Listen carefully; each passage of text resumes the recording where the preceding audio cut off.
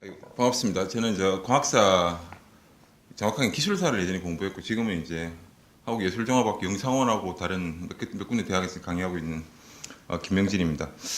음, 아, 사실 이렇게 늦은 시간이라서 저는 이 영화 되게 오래된 영화고 이제 뭐 DVD나 이런 걸 다 출시도 돼 있고 해서 오시는 분이 별로 없지 않을까 했는데 굉장히 아까 나가신 분이 굉장히 많은 걸 제가 봤거든요. 근데 이제 대부분 다 나가시고 거의 없겠구나 하고 와서 들어와서 보니 실제로는 또 안에도 많이 남아 계시네요. 보니까 늦은 시간까지 이런 또 강연까지 들으려고 남아 주셔서 고맙습니다.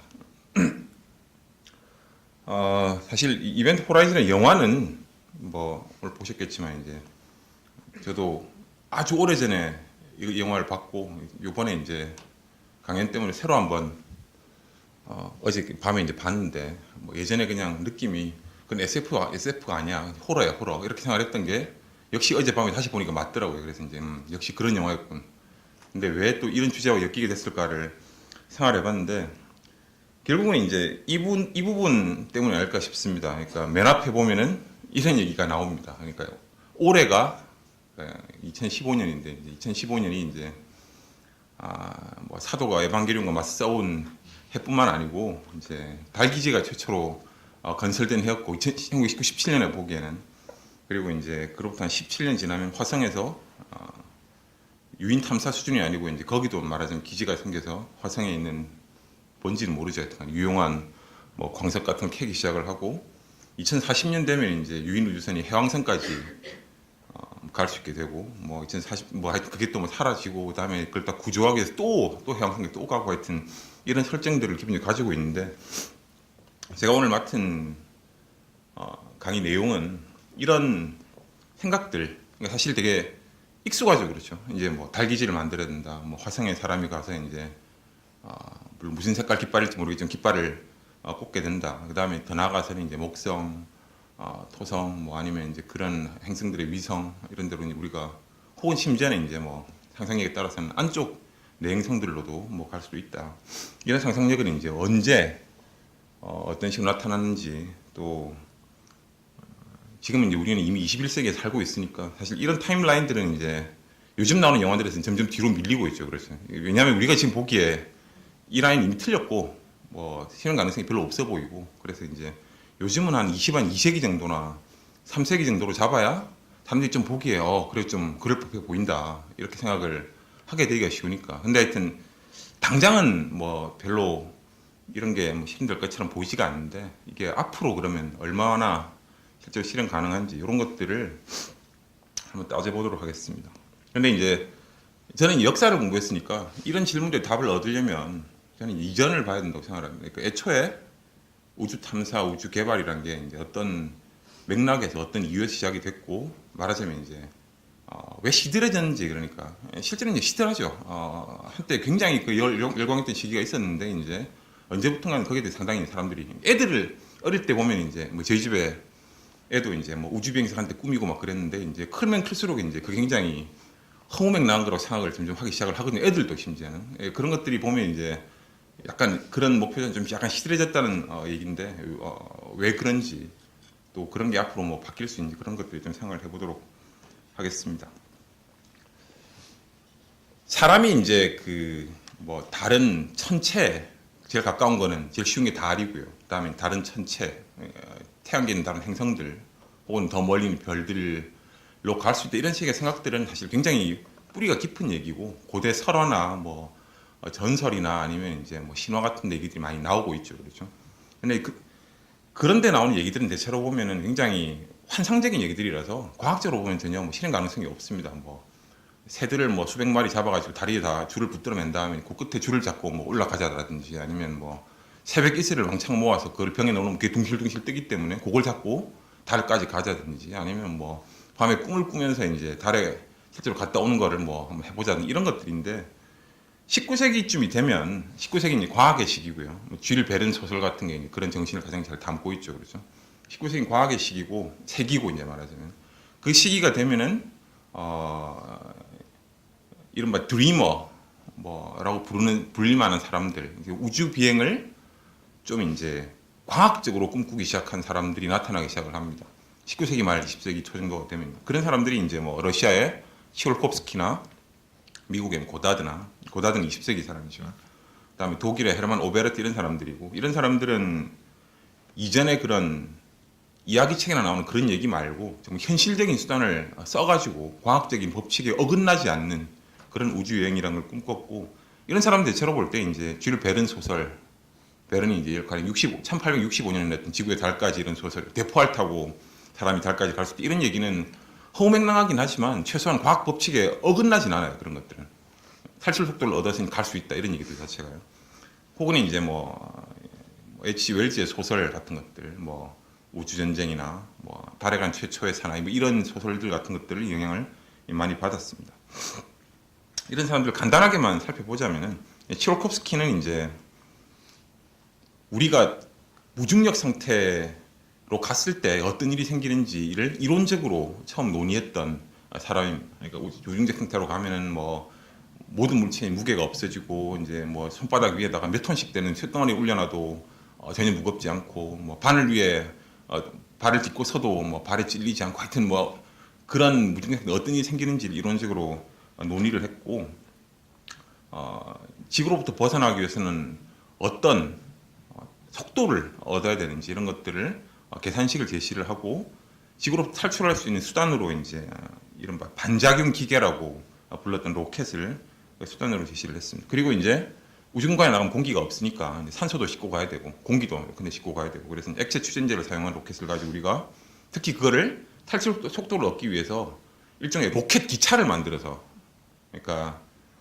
요즘식으로 표현하자면 다단계 로켓이죠. 이제 하나씩 밑에 걸 떼버리면서 이제 중량을 버리고 다시 이제 2단 로켓을 점화해가지고 남은 중량만 위로 다시 쏘아 올려 보내고 이런 식의 그런 것들을 통해서 이제 탈출 속도를 얻을 수 있다 이런 얘기를 했습니다. 그래서 이제 철콥스키는 나중에 이제 볼셰비키 혁명이 일어난 이후에도 러시아의 영웅이었고 볼셰비키는 이 사람을 이제 뭐 우주 항행학 혹은 우주 비행학의 아버지로 떠받들기도 했습니다. 그래서 이제 뭐 그걸 기념한 우표 같은 거를 소련에서는 당시 제작하기도 했었고요. 그보다는 한 세기쯤 뒤에 사람인 로버트 고다드는 이제 이 치올콥스키가 이제 그 이론가라면 고다드는 실험가라고 볼 수가 있습니다. 그래서 이 사람 정말 로켓을 정말 연구했어요. 그래서 로켓 특허도 뭐 수백 개를 출원을 했고요. 그리고 이제 정말 로켓이 진공 상태에서 날 수 있는지 뭐 물론 당연히 이제 뉴턴의 작용 반작용 법칙에 따르면 당연히 날 수 있어야 되는데 실제로 날 수 있는지 그래서 커다란 창고 같은 걸 빌려서 이제 공기가 안 새나가게 다 막은 다음에 그 안에다가 이제 자신이 만든 액체 로켓을 집어넣어가지고 실제로 날 수 있다는 거를 보여줬어요. 실제로 날 수 있더라. 그런 것들이 실험적으로 입증하기도 하고 논문을 써가지고 이제 로켓이 달까지 갈 수 있다라는 거를 주장하기도 했는데 당시에 이제 뭐 킬콥스키, 고다드, 오베르타 마찬가지지만 당시에 사회 전반적인 분위기는 이 사람들이 드리머라고 불린 이유가 다 이유가 있죠. 이 사람들 얘기가 굉장히 허무맹랑하게 들렸기 때문입니다. 그래서 이제 이 사실이 알려지면서 그 고다드는 아주 심한 대중매체 조롱의 대상이 됐고 이제 뭐 문 로켓 뭐 전문가다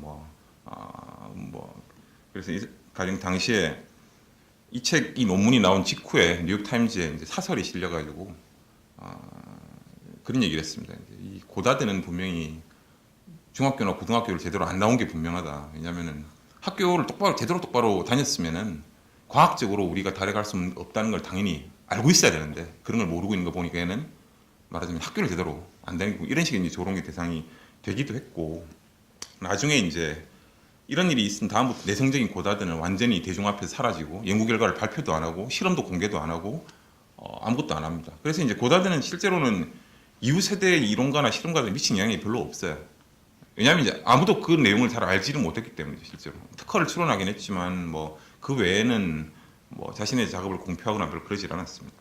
재밌는 에피소드는 이제 나중에 1969년 7월에 실제로 아폴로 우주선이 달에 간 직후에 뉴욕 타임스가 사과하는 사설을 실었어요. 우리가 한 60년쯤 한 50년쯤 전에 그런 사설을 실은 적이 있는데 정말 무지에 소치했고 잘못됐다. 뭐 우리가 고다드 씨한테 모욕을 한 데 있으니 심심한 사과를 한 이런 내용을 나중에 담았습니다. 그래서 이제 이런 유명한 액체 로켓 실험들을 합니다. 이게 이제 한 1926년에 고다드가 했던 최초의 엑스로켓 실험이 굉장히 유명한 그림이죠, 그렇죠. 그리고 이제 30대 초에는 이 정도, 30대 말 앞에 보시면 37년쯤 되면은 사람 여기 사람이 보이니까 얼마나 큰 로켓인데 중앙 감이 오실 텐데 이런 거를 가지고 실험을 해가지고 이제 대략 한 3, 4km 높이 정도까지 한 3km 정도 높이까지 이제 도달하는 데 성공을 거뒀습니다. 고다드는 그런 작업을 주로 했던 인물이었고요. 그 다음에 독일의 오베르트는 이 세 명 중에서 유일하게 오래 살아가지고 아폴로 주선을 실제로 봤던 사람입니다. 실제로 이제 아폴로 계획 때 초대됐고 독일에서 미국으로 그래서 이제 그거를 현장에서 보기도 했습니다. 이 사람은 이제 고다드한테 감화를 물론 이제 고다드가 대중 앞에 자취를 감추기 전에 받았고 고다드가 19년에 발표했던 논문을 이제 고다드한테 이제 편지를 보내서 구해서 읽고 비슷한 결론에 도달을 해요. 엑스로켓을 만들면 우리가 지구 대기권을 탈출해서 밖으로 나갈 수가 있다. 그래서 이제 오베르트가 독일에서 이런 쪽에 관심이 증가하는 굉장히 중요한 역할을 했고요. 나중에 이제 별로 학술 논문처럼 보이지 않는 유인 우주 여행으로 가는 길이라는 박사학위 논문을 완성을 했습니다. 근데 이제 교수하고 지도 교수하고 심사위원들이 이제 이게 무슨 학위 논문이냐고 해가지고 이제 학위는 받지는 못했고 그냥 이거를 책으로만 내고 말았습니다, 당시에. 그리고 이제 그보다 더 중요했던 거는 오베르트가 독일에서 다른 나라들에서 다 비슷한 단체들이 만들어지고 있는 우주여행협회라는 거를 창설을 했고 그때 이제 이 협회에 꼬여든 말하자면 젊은 로켓 실험가 중에 한 명이 이제 베르너 폰 브라운 그림에서 보시면 이 사람이 젊은 폰 브라운이고요. 나중에 이제 독일 군대에 스카우트 돼가지고 군용 로켓을 제작을 하게 됩니다. 그래서 이제 이런 사람들이 대체로 볼 때 1세대 몽상가들이었고 이런 사람들이 이제 대략 볼 때 1930년대까지 이제 각국의 가장 발전된 로켓 이론이나 실험을 대변했던 인물이었고 그 정도 당시의 수준은 그 정도의 수준이었습니다, 말하자면. 그래서 이런 사람들로부터 감화받은 2세대 인물들이 이제 소련의 로켓 프로그램을 1950년, 60년대 이끌었던 코롤요프나 그다음에 이제 원래 독일에서 로켓을 만들다가 전쟁 포로 신분으로 미국으로 잡혀가서 이제 미국으로 귀화한 다음에 이제 미국의 로켓 프로그램을 이끌었던 여기 나사를 이끌었던 이제 베르너 폰 브라운 이런 사람들이 이제 그 다음 세대의 몽상가들이었다고 볼 수가 있습니다. 이런 사람들의 비전이 어떻게 그러니까 1930년대 이미 꿈이었는데 그게 이제 어떻게 현실적인 힘으로 탈바꿈인지 얘기를 하기 전에 이제 잠시 문화사적인 얘기를 좀 해보려고 합니다. 왜냐하면 이제 아까 대체 달에 먼저 가고 그다음에 어딜 가고 이런 생각이 어디서 나왔냐?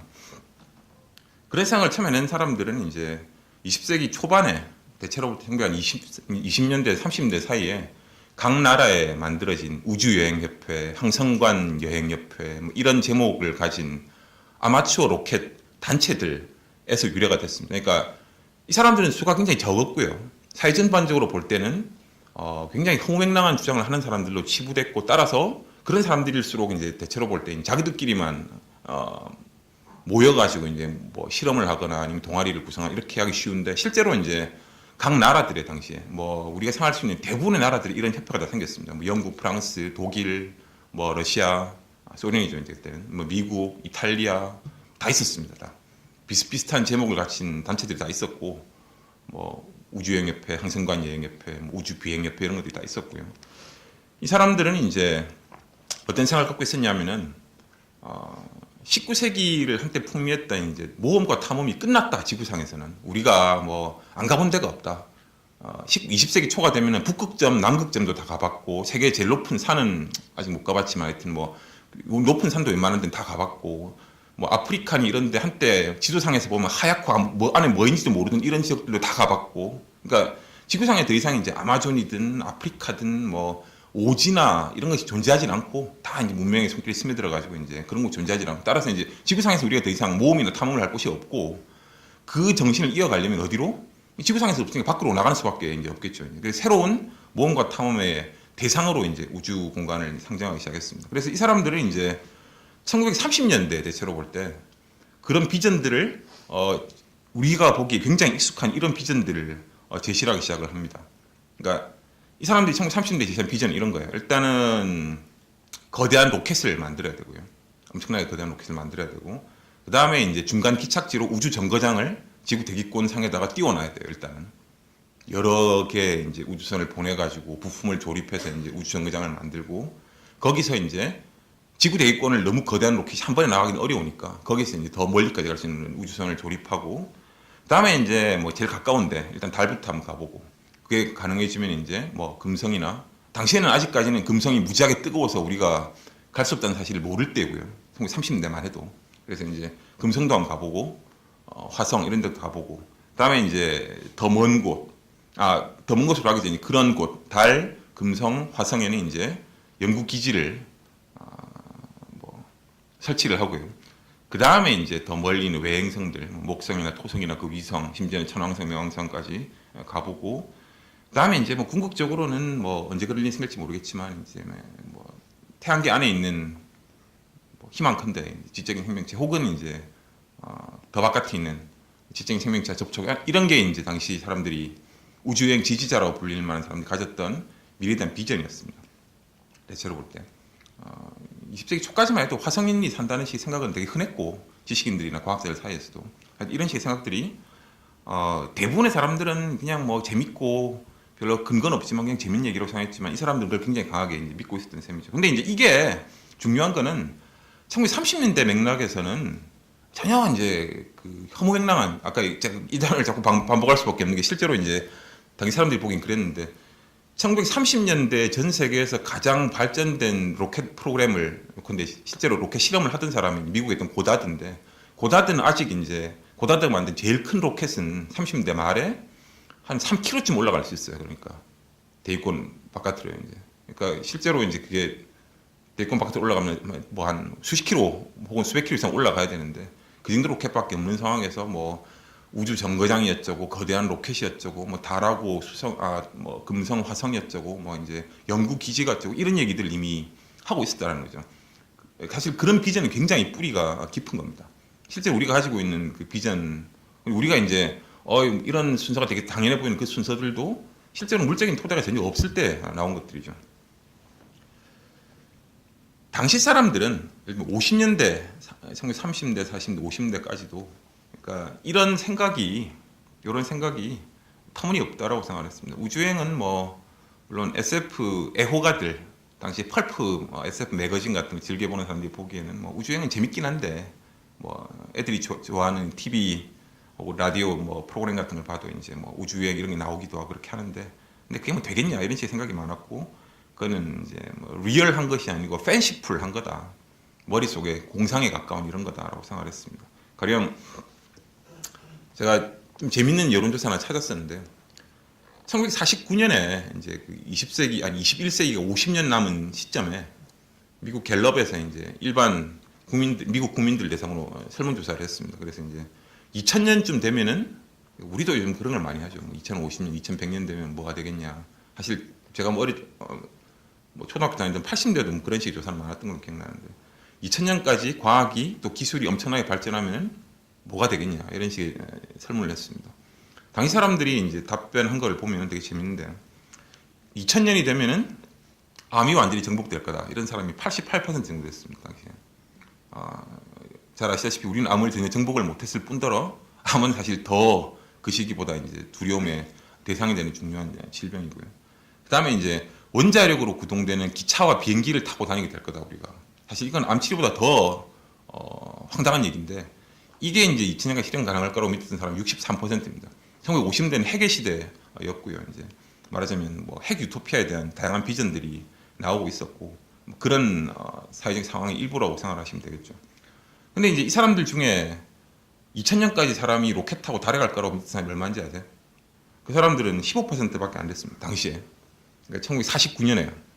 그 사람들한테 우리가 20년 내로 로켓 타고 달에 간다고 얘기했으면은 대부분 다 막 말도 안 된다고 얘기했어요. 무슨 소리냐 지금 뭐 다른 거는 모르겠지만 그건 정말 황당한 거다. 뭐 우리가 보기에 뭐 그런 일이 생길 수가 없다. 그래서 이제 이런 생각을 바꿔놓기 위해서 각국에 있던 우주여행협회니 우주비행협회니 뭐 베르너 폰 브라운이나 이런 사람들이요. 그러니까 이런 사람들은 일반 대중을 상대로 해서 일종의 말하자면 선전전을 시작을 합니다. 가령 이제 뭐 너희들이 생각하는 것처럼 우주 비행이 그렇게 아주 먼 미래에 일어나는 게 아니고 정말 우리 눈앞에 이미 와 있다. 우리가 조금만 노력하면은 그런 거를 우리가 살아있는 동안에 실현할 수가 있다. 이런 얘기를 하기 시작을 해요. 대표적인 게 콜리어스라는 미국의 잡지가 있습니다. 리더스 다이제스트나 뭐 피플만큼이나 유명했던 1950년대에는 발행 부수가 이제 그 정도 육박했던 아주 대중적인 잡지인데 여기에 이제 1952년부터 4년까지 총 8회에 걸쳐가지고 이제 당시에 미국에 있던 대표적인 우주여행 지휘자들을 끌고 모아서 기사들을 연재를 합니다. 이게 지금 당시 기사들이 누가 다 역시 아마 우주여행을 좋아하는 사람들이겠지만 다 스캔해가지고 지금 인터넷에 PDF로 떠 있습니다. 조금만 찾아보시면 다 보실 수가 있을 텐데 첫 번째 이제 그 호의 표지가 이거고요. 뭐 거대한 로켓이 있고 이제 그 첫 번째 기사 제목을 보면은 기사 제목 자체도 시사적이죠. 인간은 곧 우주를 곳에 이제 밑줄이 쫙 그어져 있고 곧 우주를 정복할 거다 인간이. 그래서 이제 첫 번째 기사 내용이 베르너 폰 브라운이 쓴 거고요. 굉장히 눈에 익지 않으세요? 뭐 가령 이제 한 15년쯤 있다 나온 2001년 스페이스 오디세이 같은 영화들은 이런 비전을 거의 판박이를 한 실제로 영화들이죠. 그러니까 1952년에 이미 이런 얘기들을 사람들이 하고 있었고 우리는 이제 미국 같은 경우는 프론티어 신화라는 게 있는데 19세기에 계속해서 이제 뭐 문명과 야만의 상징이고 이제 개척의 상징 같은 존재했던 그 말하자면 서부의 개척 라인이 있죠, 그렇죠. 근데 미국의 프론티어 라인은 1890년대가 되면 없어집니다. 말하자면 그 사이가 다 이제 문명화되고 정복되고 인디언들이 다 보호구역으로 추방되면서 없어지는데 그래서 우리는 이제 마지막 프론티어 미국인들의 프론티어 정신을 이제 자극하는 표현이죠. 우리는 마지막 남아있는 프론티어가 어디냐? 바로 우주다. 우리 우주로 나가야 된다. 그래서 이제 날개 달린 이런 거대한 로켓을 타고 이제 이렇게 원형으로 생겨서 회전하면서 자체 중력장을 만들어낼 수 있는 우주정거장을 거대한 우주정거장을 건설을 하고 그걸 이제 중간 기착지로 삼아가지고 거대한 로켓을 만들고요. 그걸 가지고 이제 달에도 가고 화성에도 가고 이런 것들을 생각을 했습니다. 그래서 윌리 레이라는 인물은 이제 뭐 폰 브라운 과학자지만 이 사람은 정말 그 언론인이자 이제 그 우주여행에 매우 열광하는 그런 인물 중에 하나인 이 사람이 이제 뭐 사파를 통해 가지고 우주정거장 어떻게 생겨 먹었냐? 뭐 안에 이렇게 들여다보면은 이 부분이 이제 이걸 뜯어보면은 안에 뭐 거주구역이 어떻게 있고 그게 뭐 어떻게 구분이 돼 있고 어쩌고 이런 것들이 다 이제 1952년에 사실 이걸 오려가지고 요즘 어디 뭐 미래의 과학 이런 데 집어넣어도 요즘은 좀 그런가요? 한 80년대까지는 그게 잘 통했는데 요즘은 잘 모르겠네요. 하여튼 이런 생각들을 흔히 많이 했고요. 로켓은 어떻게 생겨 먹었냐? 이렇게 생겨 먹어야 된다. 그리고 인간은 이게 아마 사회분 연재였던가 그랬던 것 같은데 화학자였던 한츠 하버라는 사람이 쓴 겁니다. 인간은 이제 우주에서 생존할 수 있냐? 우주에는 이제 공기가 없으니까 거기서 우주복이라는 걸 입어야 된다 우리가. 그래서 이런 걸 입고 우주 여행이라는 걸 할 수가 있고 뭐 할 수 있을 거다 이런 얘기들이 나옵니다.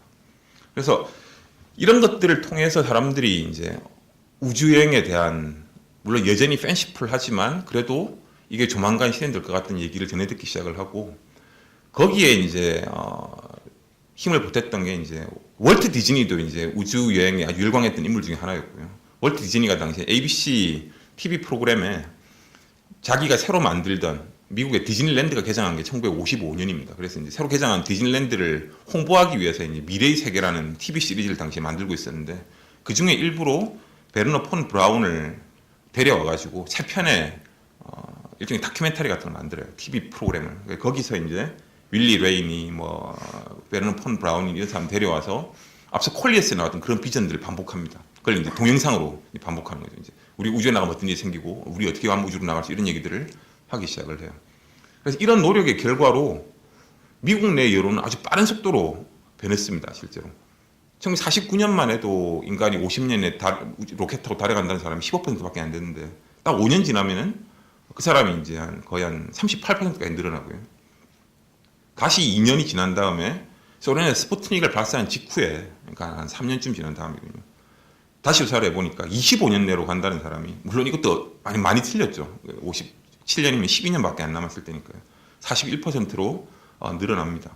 그리고 이 사람들이 앞서 이런 다큐멘터리나 아니면 이런 그 잡지 기사들을 보면서 어떤 생각들을 하게 되냐면은 1930년대는 매우 허무맹랑했던 그런 시나리오들이요. 이제 그러니까 뭐 우주정거장 만들고 그다음에 거대한 로켓 만들고 달에 가고 기지 만들고 화성에 가고 기지 만들고 그다음에 외행성에 가고 이 얘기들도 같이 받아들여요 사람들이. 우주 탐사는 그렇게 해야 되는 거다 말하자면 순서대로 그렇게 해야 되는 거다라고 생각을 하기 시작을 하고 심지어는 그런 비전이 58년에 생겨난 나사의 비전에도 그대로 반영됐습니다.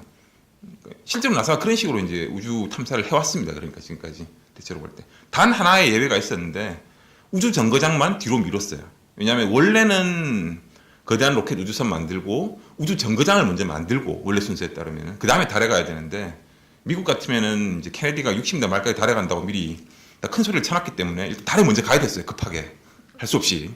그래서 이제 우주 정거장은 아유 지금 뭐 그 만들려면 시간이 좀 많이 걸리니까 안 되겠고 그건 뭐 천천히 만들어도 일단 미루고 일단 뭐 큰 로켓 타고 무조건 달부터 먼저 가는 걸로 정하게 됐습니다. 그 얘기만 좀 예외고 그 외에는 이제 사실 그 비전이 지금까지도 그대로 얼마나 실현되는가 여부와 무관하게 되고 있다고 봐야죠. 근데 이제 이런 얘기들조차도 사실은 우주 여행에 들어간 그 엄청난 돈을 끌어들이기에는 충분치 않았습니다. 그러니까 사람들이 그냥 우주 여행이 좀 될 것 같긴 하네라고 믿는 것만으로는 거기에 들어가는 수백 달러 이상 되는 그런 돈을 끌어들이기 어려웠고 결국은 이제 뭐가 필요했냐면은 전쟁과 냉전이라는 현실적인 계기가 요구됐죠. 그 정치자적 얘기를 잠시 다시 원래대로 돌아가서 살펴보자면요. 뭐 최대한 짧게 줄이겠습니다. 가능하면은 출발점은 뭐 잘 아시는 것처럼 V2 로켓 2차 대전 때 베르너 폰 브라운이 독일에서 개발했던 원래 이제 미국이나 영국에 있던 과학자들은 이제 독일에서 원자폭탄을 개발할 거라고 걱정을 많이 했지만 실제로 그 프로젝트는 별로 진행이 안 됐고요. 독일이 실제로 개발했던 것은 탄도미사일이었습니다. 그래서 이제 북해안 안에 있는 아주 한적한 시골 어촌 마을에 있던 페네민데라는 곳에 숨어있던 베르너 폰 브라운이 독일 육군의 지원을 받아가지고 이른바 A 시리즈를 개발하기 시작합니다. A1, A2, A3, A4 이렇게 나가는 로켓 시리즈를 개발하기 시작을 하고요. 이 중에 이제 A4라는 로켓이 나중에 이제 낙점을 받아서 대량 생산 되기 시작을 합니다. 그래서 나중에 그 히틀러가 그 A4 로켓을 V2라고 이름을 복수라는 단어에 머리 글자를 따가지고 V2라는 이름으로 바꿨고 이 로켓을 이제 1944년 말부터 독일 그 연합군의 폭격에도 충분히 견딜 수 있는 아주 튼튼한 안반지대 밑에 있는 폐광에서 미텔베르크라는 곳에서 이제 대량 생산을 하기 시작을 합니다. 이걸 대략 한 8,000발 정도를 만들었고 그거를 이제 연합군에 있던 뭐 영국이나 네덜란드 이런 데를 쏘아가지고 한 16,000명 정도의 이제 희생자를 낸 거로 엄청 생각이 되고 있습니다. 이제 주로 그 일을 했던 사람들은 연합군 포로나 유대인들이나 이랬던 주로 이제 노예 노동에 가까운 인물들이었죠. 그리고 이제 이 로켓이 연합군 장교나 아니면 이제 그 정치인들한테 상당히 깊은 인상을 남겨서 전쟁이 끝나고 독일이 패망이 거의 확실해진 다음부터는 이 V2 로켓을 만들었던 사람들하고 거기 남아있던 기술적인 유산을 서로 차지하기 위한 치열한 경쟁이 미국하고 소련 사이에 진행이 됩니다. 그래서 이제 미국이 이른바 페이퍼 클립 작전이라는 것을 동원해가지고 독일에 있던 인력과 장비를 쓸어오기 위한 작전을 전개를 하고요. 그때 이제 베르너 폰 브라운이 미국에 자기가 이제 어느 쪽에 항복할까를 놓고 저울질을 되게 많이 했는데 미국이 항복할까 소련이 항복할까. 근데 이제 소련에 가면은 자기가 원하는 대로 마음껏 로켓 개발을 못할 거라고 생각해서 미국에 항복을 해요. 적어도 한 100개 정도 되는 V2를 조립할 수 있는 부품을 기차에다 실어가지고 그걸 몰고 가서 그 부품하고 자기 부하 100명인가를 끌고 가서 같이 항복을 합니다. 그래서 이제 독일의 핵심 로켓 인력은 전부 다 이제 전쟁포로 신분으로 미국으로 넘어가게 됐고 그때 이제 폰 브라운이 가지고 있었던 거대한 몽상가로서의 비전도 같이 미국으로 넘어갔습니다. 여기 그림을 보시면 이게 이제 익숙한 V2 로켓이죠. 사실 이 V2 로켓이 워낙 유명해져가지고 50년대 나온 50년대 SF라는 건 요즘 우리가 보기엔 거의 장난 같은 작품들인데 50년대 나온 제법 유명하다는 SF들을 보면 로켓은 다 이렇게 생겼습니다. 그러니까 지금 보면은 뭐 세턴 5처럼 생겼거나 아니면 우주왕복선처럼 생기지만 50대 로켓이라 그러면 그냥 저거였어요. 뭐 다른 로켓은 존재하지 않습니다. 근데 이제 베르너 폰 브라운 같은 경우는 아직 실현은 안 됐지만 나중에 항성간 여행 같은 데 쓸 수 있는 훨씬 더 거대한 로켓도 구상은 해놓고 있었고 A12까지 갖고 있어요. 여기 이제 A10까지만 그림이 나와 있는데 이런 것들도 만들 수 있다. 그래서 이제 도면도 챙겨가지고 와가지고 연합군이 항복할 때 그것도 보여줘요. 내가 이런 비전도 가지고 있고 이렇게 거대한 로켓도 만들어가지고 나중에 뭐 행성간 여행할 때 쓸 수도 있다. 뭐 이런 얘기를 합니다. 뭐 연합군이 듣기에는 뭐 택도 없는 소리였겠죠. 이제 그런 얘기도. 폰 브라운 어디까지나 몽상가였으니까요. 이렇게만 보면 우리는 이제 그러면은 당시에 로켓 기술이 제일 잘 나가던 데가 독일이고 2차 대전 때까지만 해도 독일의 핵심 인력을 미국이 싹쓸이 했으니까 말하자면 당연히 이제 이후에 로켓 개발은 미국하고 소련 사이의 경쟁에 미국이 훨씬 앞서갔을 거라고 생각을 하기가 쉬운데 실제로는 그렇지 않았어요. 우리가 잘 아는 것처럼 최초의 인공위성 소련에서 올렸고요. 최초의 뭐 우주 비행사 유리 가가린도 소련에서 올렸고 3명이 탈 수 있는 보스오트 1호라는 것도 소련에서 올렸고 최초의 뭐 우주 유영, 최초의 뭐 여성 우주 비행사, 최초의 하여튼 1965년까지는 우주 여행에서 최초라고 이름 붙은 건 다 소련이 갖고 있습니다. 거의 전부 다. 거의 초창기 거의 10년 동안은요.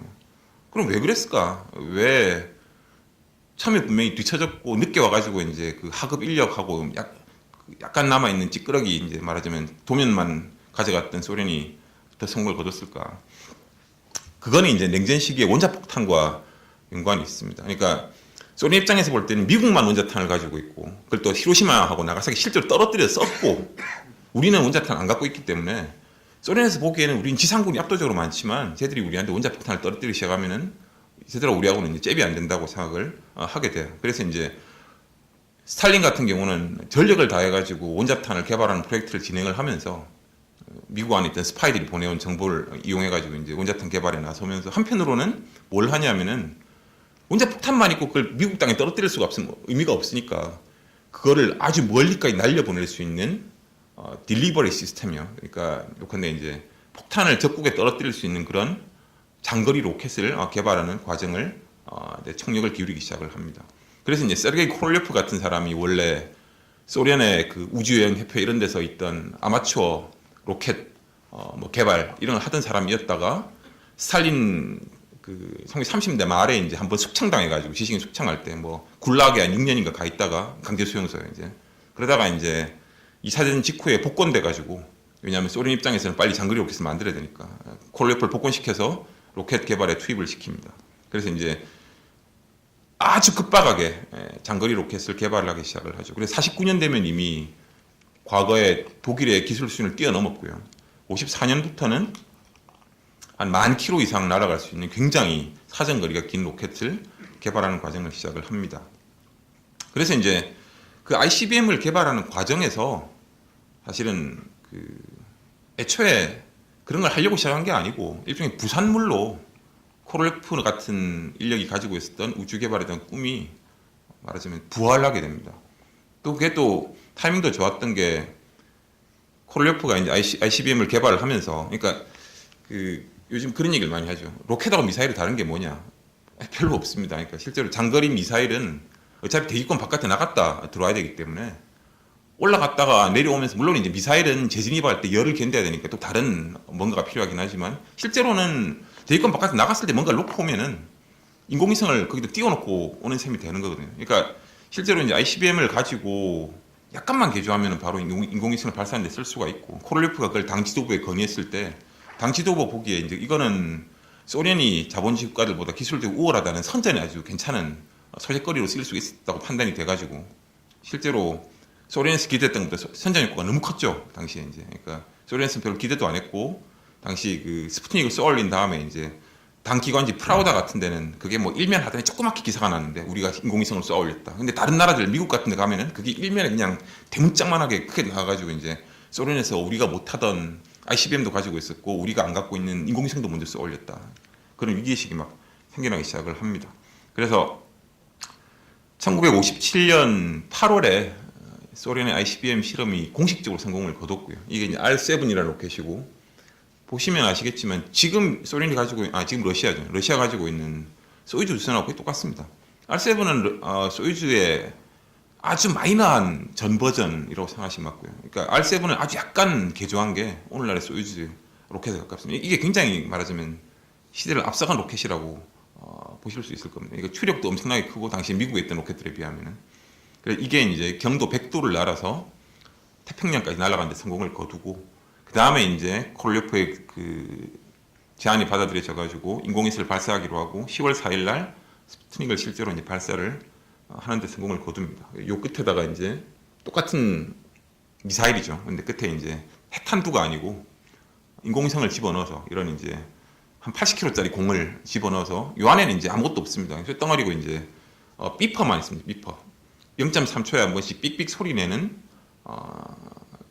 장치하고 그다음에 안테나 지구상으로 걸린 전파로 쏠 수 있는 안테나를 달아놓은 이거를 이제 넣어가지고 바깥으로 이거를 쏘아 보냅니다.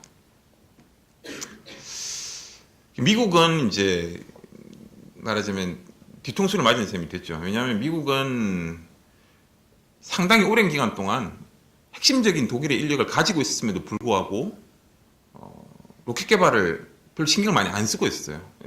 그것도 아주 합당한 이유가 있습니다. 미국 입장에서 볼 때는 일단 우리를 위협할 세력이 없다. 왜냐하면 원자폭탄 우리만 갖고 있으니까. 1949년까지는 적어도. 따라서 이제 다른 나라들이 우리를 위협할 수 없다.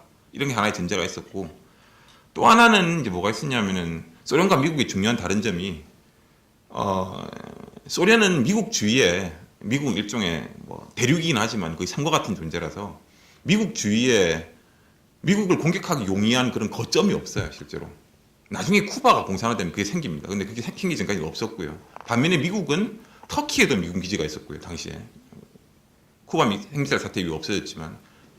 독일에도, 서독에도 그러니까 당시 미군 기지가 있었고. 그러니까 이제 실제로는 뭐 일본에도 미군 기지가 있고. 그러니까 뭐 미국 입장에서 볼 때는 실제로는 소련을 거의 미군 기지가 에워싸고 있는 꼴에 가까워요. 그러니까 그렇게 멀리 날아갈 만한 로켓이 별 필요가 없습니다. 웬만한 가까운 로켓만 가지고 충분히 소련 본토를 공격할 수가 있어요. 그래서 장거리 로켓이 별 필요가 없다라고 생각을 계속 하고 있었습니다. 근데 이제 소련이 원자폭탄을 개발하고 아차, 그다음에 한국 전쟁이 터지고 이러면서 이제 경각심이 올라가기 시작을 하고 그래서 이제 수소폭탄, 원자폭탄보다는 1000배 정도, 수천 배 정도 강한 새로운 폭탄을 만들려고 하면서 동시에 이제 장거리 로켓을 개발하는 과정에도 뛰어들게 되죠. 하지만 소련보다 늦었어요, 어쨌거나 간에.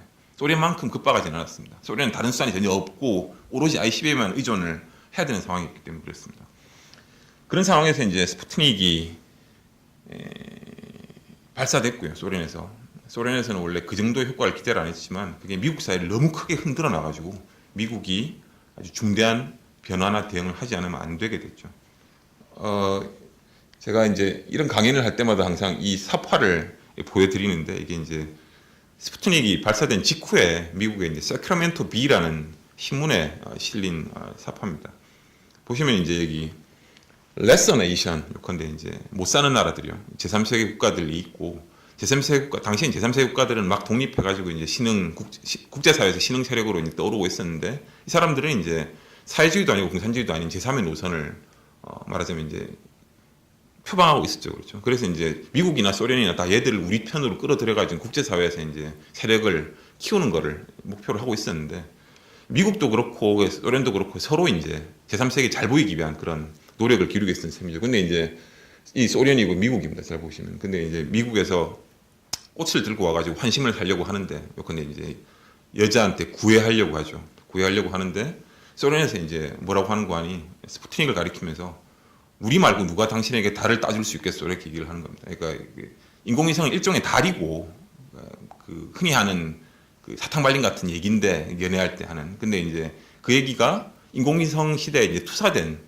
그런 은유라고 볼 수가 있죠. 그래서 이제 미국에서는 소련에 대해서 이제 민간 우주 개발도 미사일은 물론 당연히 따라잡아야 되지만 그뿐만 아니고 민간 우주 개발도 최대한 빨리 따라잡아야 된다. 제3세계를 끌어들이기 위해서 제3세계 미국의 체면을 세우기 위해서요. 이제 그렇지 않으면은 국제사회 세력 균형이 심대한 정도 위협받는다고 생각했고 그래서 이제 그 다음에 7월에 기존에 있던 항공자문위원회를 해체하고 나카라는 조직을 해체하고 1차 대전 때 만들어졌던 그리고 이제 나사라는 조직을 새롭게 만들고 그다음에 야심차게 이제 뭐 유인 우주 프로그램 우리가 인공위성은 뒤졌지만 우주인은 먼저 내보내겠다고 선언을 하면서 머큐리 계획이라는 거를 추진을 합니다. 상대적으로 별로 안 알려졌지만 영화사의 걸작이라고 얘기되는 필사의 도전이라는 작품이 머큐리 계획을 아주 잘 다루고 있고 꼭 보시기를 권합니다. 근데 이제 그 계획에서도 이제 미국은 또 뒤쳐졌죠. 소련은 코롤레프가 이제 뽑은 유리 가가닌이라는 카메라 빨이 아주 잘 받는 비행사를 이제 지구공간 바깥으로 처음으로 쏘아 올리는 데 성공을 거뒀고요. 그래서 이제 미국은 최후의 수단을 결국 쓰게 됐습니다. 요컨대 이제 국제사회에서 떨어질 대로 떨어져서 더 떨어질 데가 없는 미국의 위신을 한 방에 회복하기 위한 원대한 계획이 필요했고요. 그 원대한 계획은 말 그대로 원대해야 됐습니다. 왜냐하면 1961년 시점에서, 요컨대 61년 4월에 이제 가가린이 먼저 올라간 시점에서 미국이 보기에 소련이 이미 우주 개발, 민간 부문의 우주 개발에서 미국보다 훨씬 앞서 있었고, 로켓도 훨씬 더 큰 걸 가지고 있고, 그래서 이제 가까운 미래에 달성할 수 있는 목표를 우리가 먼저 하겠다고 하면 또 뒤처질 게 분명해요. 왜냐하면 큰 로켓도 미국이 가지고 있고, 그 시도를 먼저 하고 있으니까요. 그래서 이제 최소한 한 몇 년 내로는 실현될 가능성이 없는, 따라서 이제 우리가 시간을 벌고 적을 따라잡을 수 있는, 상대방을 따라잡을 수 있는 충분한 시간이 있는 원대한 목표야. 그게 뭐냐? 달에 사람을 보내겠다는 거죠. 근데 사실 뭐 케네디가 달에 사람을 보내겠다는 얼마나 정말 믿었는지는 알 수 없습니다. 뭐 그는 뭐 글쎄요. 하여튼 하지만 그게 굉장히 좋은 선전 효과를 갖는다는 거는 뭐 분명했죠. 그래서 이제 그해 5월에 의회에서 연설을 통해서 이른바 데스티네이션 문 선언이라는 걸 하고, 이건 이제 미국 국민들을 대상으로 한 일종의 사기 진작책이자 제3세계 사람들을 대상으로 한 미국의 이제 기술적인 능력의 과시, 그 두 가지를 동시에 다 목표로 했던 거라고 볼 수가 있습니다. 그래서 이제 1963년부터 아폴로 계획이라는 게 시작이 됐죠. 아폴로 계획은 뭐 대단한 기술적인 성취를 이룬 계획이지만 어떻게 보면은 터무니없을 정도의 과대망상적인 계획이기도 합니다. 아주 짧은 시간 동안 엄청나게 많은 돈과 시간과 인력과 이런 거를 동원했던, 그러니까 아폴로 계획에서 이제 가장 돈을 많이 썼던 시기가 1967년쯤인데요.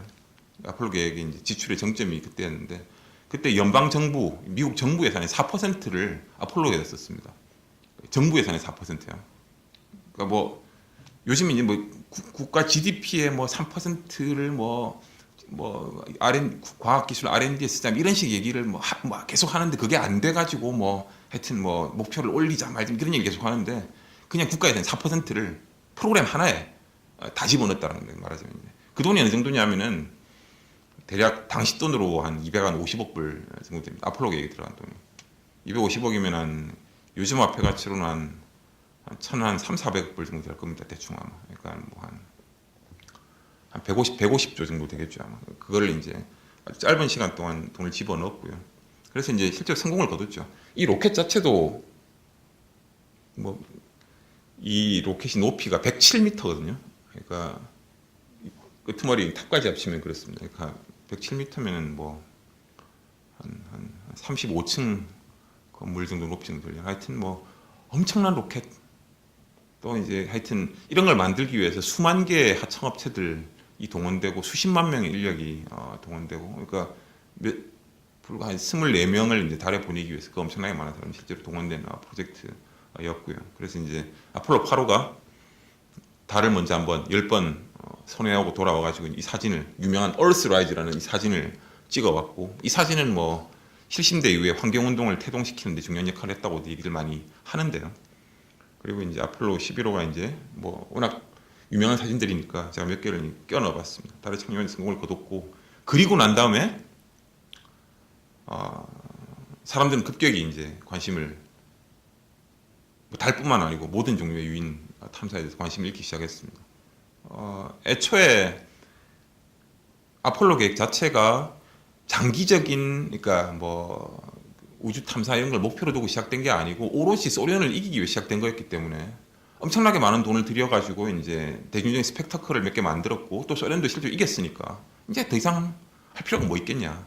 그래서 원래는 폰 브라운 같은 경우는 뭐 80년대 초까지 화성에 가는 계획 이런 게 다 있었는데요. 실제로 있었지만 그런 것들은 이미 아폴로 11호가 착륙했던 그 시점, 요컨대 이제 밖에서 보기에는 가장 열광이 극에 달했던 그 시점을 전후로 이미 크게 쇠퇴하기 시작을 했습니다. 그래서 이제 원래는 아폴로 20호까지 달에 가게 돼 있었는데, 11호부터 20호까지 전부 10번을 달에 가게 돼 있었는데, 계획 자체가 13호는 못 가고 돌아왔으니까 이제 9번 갈 수 있었겠죠. 근데 이제 실제로는 아폴로 17호까지 가고 말았고, 18, 19, 20호는 이제 세턴5 로켓도 다 만들어 놨지만 계획 자체가 이제 취소됐습니다. 그래서 이제 이 중에 하나는 그냥 박물관에 전시됐고, 다른 하나는 이제 스카이랩을 발사하는 데 사용했고, 나머지 하나는 이제 그 1970년대 이제 냉전의 긴장이 좀 완화된 데탕트 시기에 미국, 소련 우주 비행사들이 우주 공간에서 만나가지고 도킹을 해서 중간에 문 열고 이제 상징적인 악수를 하는 그 장면을 만들기 위해서 2년 동안 준비해가지고 1975년인가에 그 계획이 그 시험병이 이루어졌었죠. 그렇죠. 이런 거를 하는데 썼고요. 그리고 나서는 이제 우주비행에 대한 관심이 급격하게 줄어들게 됐죠. 그래서 지금은 어떤 상황이 지금 와 있냐면요. 유인 우주비행이라는 자체. 우리가 우주선을 타고 바깥에 나갈 수 있다. 그러니까 30년대 비전에 출발해가지고 50년대에 제법 대중화됐다가 냉전과 이제 그 미소 경쟁에 힘입어가지고 이제 그 시나리오에서는 이제 1단계 정도까지 완성됐던 그 시나리오가 지금은 어떻게 얘기가 되고 있냐. 최근에는 이제 이런 논쟁들을 하고 있습니다. 가령 이제 2004년 1월에 당시 미국의 부시 대통령이 이제 그 우주 탐사의 미래 전망이라는 연두 보고서를 이제 발표를 했는데 이 보고서가 나온 이유가 그 전에 콜롬비아호가 이제 대기권에 재진입하다가 분해돼가지고 7명 우주 비행사가 사망한 사건이 계기가 됐습니다. 요컨대 당시 미국에서 이제 우주여행을 추진하는 나사나 아니면 이제 여전히 있는 우주여행협회, 항성관 비행협회 이런 데 있는 사람들의 생각을 요약해 보면 이런 겁니다. 그러니까 60년대는 우리가 달 탐사, 유인 달 탐사라는 원대한 목표가 있었다. 그래서 이제 사실 굉장히 위험한 계획이었고 아폴로 계획을 하던 사람들 중에 대부분은 그 계획을 추진하는 도중에 사람이 우주 공간에 죽거나 이런 사고가 날 수 있다는 걸 다 알고 있어요. 다행히도 그런 사고는 나지 않았지만 그런 것들이 언제든지 일어날 수 있다는 걸 알고 있습니다. 하지만 그때만 해도 목표 자체가 워낙 원대했기 때문에 사람이 죽을 수도 있다라고 정말 생각을 했습니다. 당시에. 근데 이제 지금은 뭐냐? 지금 미국에서 보니까 이제 아폴로의 원대한 시기, 그 엄청났던 시기는 이제 온데간데 없고 이제 잘해야 한 300km 상공했던 우주왕복선, 이제 우주정거장 왔다 갔다 하는 그런 프로젝트만 계속 하고 있는데 거기가 왔다 갔다 하다가 이제 재진입하면서 7명씩이나 죽은 거는 대체 어떻게 정당화를 할 수 있겠냐? 60년대는 그나마 목표가 원대했으니까 원대한 목표를, 그러니까 욕한데 이제 에베레스트 올라가다 죽으면 나중에 이제 무슨 탐험사에도 한 페이지를 기록하고 할 거 아니에요. 근데 이제 주말에 동네 뒷산에 놀러 갔다 떨어져 죽으면 그건 아무것도 아니잖아요, 실제로 보면. 그런 식의 이제 사람들 생각을 하기 시작했다는 겁니다. 그래서 이제 부시가 이래서는 안 되겠다. 그래서 이제 우주왕 목선은 너무 오래됐고 낡았고 대기권 바깥으로 멀리 나갈 수는 없으니까 퇴출을 하고 차세대 우주선을 개발을 해가지고 이제 달에도 다시 가고 길게는 이제 화성에도 다시 가고 이렇게 하자 이런 얘기를 하기 시작을 해요. 원래 이제 우주 여행 지지자들이 원했던 딱 그런 시나리오를 다시 살려내려는 얘기를 시작을 합니다. 60년대 베르너 폰 브라운이 얘기했다. 거의 죽었던 그런 비전을 살려내는 셈인데, 근데 이제 지금은 이제 60년대가 아니기 때문에 이런 얘기가 곧바로 수용이 되질 않았고 상당한 논쟁이 당시에 전개가 됐습니다. 그 논쟁은 사실 지금도 끝나지 않았습니다. 계속 진행되고 있다고 볼 수가 있죠. 요번에 이제 특히 과학자들이 나사에서 연구비를 받아가지고 이제 그 우주 과학을 연구하는 과학자들이 이제 그런 얘기들 많이 했는데, 대체 왜 사람이 우주에 나가야 된다는 거냐? 애초에 왜 굳이 나가야 되냐? 그러니까 유인 우주 비행이라는 개념 자체를 본질적으로 다시 해볼 필요가 있다. 그 냉전 시기에는 이데올로기적 의미가 있었는데 지금 냉전도 끝났고 그런 의미도 없고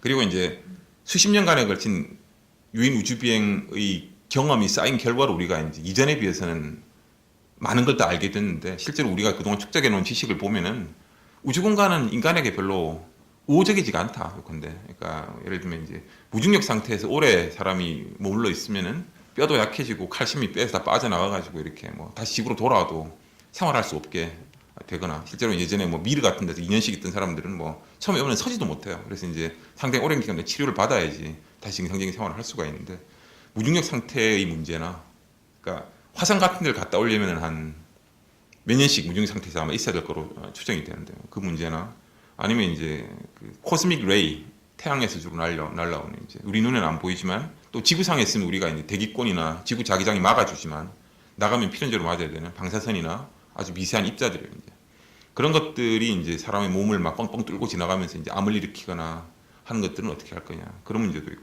달 갔다 올 때는 그게 이제 한 며칠 안 되니까 괜찮았는데 화성까지 가려면은 갈 때 1년 반, 올 때 1년 반, 그러면 이제 3년 동안 그걸 계속 맡고 있어야 되고 그 문제를 어떻게 해결할 거냐라든지 또 이제 그래비티 같은 영화에 잘 나오는 미세 운송 문제 같은 건 어떻게 할 거냐. 우주선의 안전을 기본적으로 위협하는 이런 문제들. 그래서 이 사람들은 원대한 목표랑은 애초에 실현 가능하지 않다. 그런 개념 자체를 접어야 된다 말하자면 터무니없이도 많은 돈을 들여가지고 화성에 가자 이런 얘기를 근본적으로 해볼 필요가 있다고 얘기를 합니다. 이 사람들이 이런 얘기를 하는 이유는 아폴로 이후에 미국이 추진했던 대표적인 두 가지 프로젝트야. 우주왕복선하고 우주정거장인데 두 가지가 다 형편없이 실패했다는 전제를 깔고 있습니다. 가령 이제 아까 아폴로 계획 자체가 이제 60대 말이 되면은 70대 초가 되면 이제 인기가 굉장히 크게 떨어졌다라는 얘기를 제가 잠시 드렸는데요. 그래서 원래 나사가 꿈꾸고 있던 화성 계획 같은 건 다 백지화가 되고 그 대신해서 이제 값싸게 할 수 있는 프로그램들이 몇 가지가 제한이 됐죠. 그래서 재사용 가능한 우주왕복선, 그다음 이런 것들이 나왔습니다. 나왔는데 이게 얼마나 좀 우주정거장 계획 이런 것들이 애초에 상정했던 목표를 달성했냐? 불행히도 별로 그렇지 않다라는 겁니다. 그건 우주여행 지지자들도 다 인정을 하는 부분이에요. 그러니까 가령 이제 우주왕복선 같은 경우는 처음 이게 70대 초에 계획이 나왔을 때만 해도 기존의 아폴로처럼 이제 한 번 쓰고 버리는 세턴처럼 한 번 쓰고 버리는 이런 로켓들에 비해서 재사용 가능하니까 돈도 훨씬 더 많이 세이브가 되고 그래서 이제 이름도 스페이스 셔틀이잖아요. 이거는 그냥 가까운 거리를 왕복하는 데 쓸 수 있는 저가의 운송수단이에요. 말하자면 말 그대로. 그래서 이제 스페이스 셔틀이 개발돼서 이제 제 궤도에 오르면은 일주일에 최소한 한 2번 정도는 비행을, 1년에 100번 정도는 비행을 할 수 있게 될 거고, 대기권 바깥에까지 화물을 운송하는 데 들어가는 비용도 획기적으로 떨어질 거라고 얘기를 했는데, 실제로 그런 일들은 다 일어나질 않았습니다. 그러니까 1년에 잘해야 한 4번 정도 쏘는데 그쳤고, 비용도 너무 비싸요. 그러니까 우주목선 비판하는 사람들, 특히 과학자들 하는 얘기가 그런 게 있습니다. 그러니까 비유적인 얘기인데 화물 운송 비용이 얼마나 비싸냐면은 지구상에서 돌덩어리를 잔뜩 싣고 우주목선에다가 그거를 이제 대기권 바깥으로 나갔을 때 그 돌덩어리가 지금 황금으로 바뀌어도 그 운송비가 충당이 안 된다는 거예요. 그 정도로 비싸다 말하자면 너무 비싸다. 그러니까 너무 비싸고 경제성이 전혀 없다. 그런 얘기를 하고요. 그리고 이제 2차례에 걸쳐서 우주왕복선이 배가 한 20차례 정도 좀 넘게 발사됐는데 2차례 이제 대행사고가 있었죠. 한번 올라가다 폭발했고 한번 내려오다가 이제 분해가 돼서 14명이 희생됐습니다. 말하자면. 그러니까 대형사고 날 확률이 60분의 1인 셈이죠. 말하자면. 너무 터무니없이 높은 물론 이제 우주선들은 굉장히 엄혹한 환경에 작동을 해야 되니까 그런 점을 감안을 하긴 해야 되지만 너무 이제 위험성이 크고 그래서 이제 결국은 우주목선은 잘 아시다시피 2012년을 끝으로 퇴출이 됐고 지금 미국은 이제 나사가 가지고 있는 발사체가 없습니다. 그러니까 지금은 바깥으로 뭘 쏘아 보내려면은 소련의 소유주를 빌려 쏘든지 아니면 민간에서 가지고 있는 로켓을 빌려 쏘든지 둘 중 하나를 해야 됩니다. 아직까지는 그런 상황인 셈이죠. 그리고 이제 보통 이제 성공한 거로 많이 얘기되는 국제우주정거장 같은 경우도 사실은 우주정거장이 원래 이렇게 생기려는 게 아니었어요. 제가 아까 보여드린 그림처럼 원래 우주정거장은 이렇게 생겨야 되거든요. 이렇게 인공 중력도 만들어내고 그래서 이제 훨씬 규모가 크고 한 수천 명 정도가 거주할 수 있는 정도의 그런 우주정거장을 원래는 구상을 했었는데 우주정거장을 처음 제안했던 시점이 84년에 레이건이 이제 기자회견에 제안을 했었는데 당시에 이제 폰 브라운이 50년대 얘기했던 우주 도시라는 거를 모델로 해가지고 그 제안이 처음 나왔습니다. 그래서 이제 우주왕복선이라는 거는 영구적인 우주 체류의 출발점이 될 거고 또 이제 여기서 무중력 상태에서만 할 수 있는 다양한 실험들을 해가지고 이제 앞으로 엄청나게 많은 경제적인 잠재력을 가지게 될 거라고 얘기를 했는데 불행하게도 이제 그 계획이 잘 예상대로 추진이 되질 않았고요. 처음에는 한 90억 불 정도 되는 돈을 들이면 이게 완성될 줄 알았는데 사실 지금 우주정거장에 얼마나 많은 돈이 들어가는지는 정확한 통계를 내기 좀 어렵습니다. 왜냐하면 이제 순수한 건설비하고 그 다음에 이제 우주정거장을 짓거나 유지하기 위해서 이제 우주왕복선을 계속해서 쏘고 왔다 갔다 했던 비용을 다 합칠지 아니면 우주왕복선 비용은 뺄지 그걸 놓고도 좀 애매한데 뺀다고 해도 한 1,000억 불 정도 됩니다. 대충 건설비가 지금까지 들어간 돈을 다 합치면 이제 90년대 한 말부터 그러니까 구상 단계를 못 벗어났던 80년대까지 다 따지면은 뭐 그 정도쯤 되고요. 그리고 이제 이게 규모도 점점 작아져요. 하다 보니 돈이 너무 많이 드니까. 처음엔 우주 도시였다가 나중에는 우주 도시는 좀 힘들고 그냥 저 화성에 갈 때 쓸 수 있는 중간 기착지로 쓰자. 그래서 이제 뭐 우주 거대한 우주선 조립하고 이제 비행사들이 잠시 들렀다가 이제 뭐 출발할 수 있는 그 정도로 기착지로 쓰자 했다가 나중에 이제 그 발판도 없어지고 이제 뭐 중간 기착지도 흐지부지 되고 결국은 이제 뭐 코어 모듈만 몇 개 남아요. 그래서 이제 이것도 비꼬는 사람들은 우주 오두막이다. 스페이스 스테이션이 아니고 스페이스 코티지라고 불러야 된다. 이런 거를. 그러니까 뭐 최대 생명 유지 기능 자체가 6명 정도밖에 안 되니까 이거는 뭐 천억 분이나 되는 돈을 들여 그런 거 겨우 만들었냐. 이런 식의 얘기들을 합니다. 그래서 이제 이런 현실에 기반해 가지고 이제 반대하는 사람들은 사람이 뭐 굳이 우주 공간에 나갈 필요가 없다. 그러니까 뭐 아니 뭐 그 아주 오래된 그 꿈에 대해서 우리가 뭐 잘 알고 있지만 거의 실현 가능성이 없다. 솔직히 얘기하면 솔직히 없고 이제 돈도 너무 많이 들고 뭐 위험하고 뭐 그렇다는 거죠.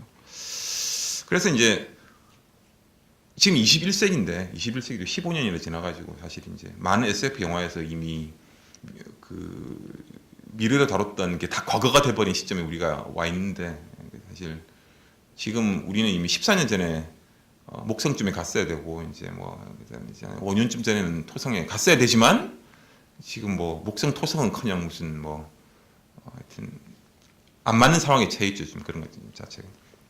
그래서 이제 지금도 계속해서 존재하고 또 그런 비전을 전파하고 있는 우주여행협회나 아니면 이런 우주여행 지지자들이라고 부를 만한 사람들이 가진 전망, 30년대 뿌리를 통해 전망하고 아폴로가 끝난 다음에 이제 그 냉전이 끝나고 열광의 시기가 끝나고 돌아온 현실 사이에 굉장히 사실 그 갭이 큰 셈이고요.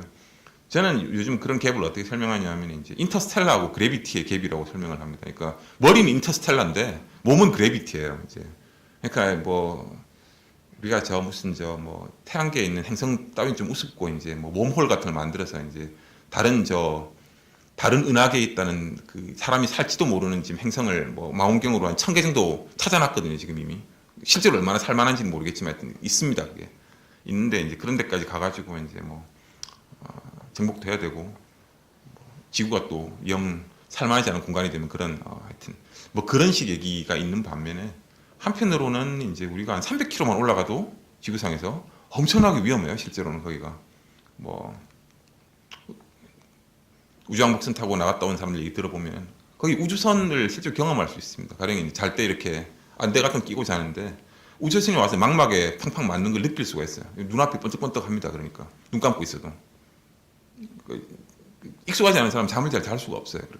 그러니까 그런 것들을 경험할 수가 있고 뭐 우주정 의장에 있다가 이제 뭐 밖에 이렇게 창밖을 내다보고 있는데 갑자기 저쪽에 안테나에 구멍이 뻥 뚫리는 걸 막 보기도 하고 막 그래요. 뭐 뭔지도 모르겠지만 하여튼 시소가 몇만 킬로 날아다니는 아주 조그만 뭐 아주 작은 하여튼 뭐 한 지름이 한 1cm, 0.5cm 이런 것들도 한 방 맞으면 이제 뭐 구멍이 펑펑 뚫리 이런 것들을 볼 수가 있다는 거죠. 그러니까 그런 것들은 우리가 예전에는 몰랐던 새로운 위험들이죠, 진짜 말하자면.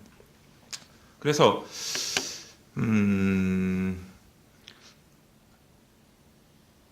유인 우주 비행은 비판자들이 보기에는 경제성도 별로 없고 쉽게 얘기하면 돈이 너무 많이 들고 탐사 목표도 가능한 건 이제 화성이죠, 그렇죠? 화성은 모르겠습니다. 이제 뭐 많은 사람들이 얘기하기를 우리가 살아있는 동안은 좀 힘들 것 같고 21세기 중에는 가지 않겠냐 이런 얘기들을 많이 합니다. 저도 그럴 수 있다고 생각해요. 화성에 정치적인 의지가 제일 중요할 거고요.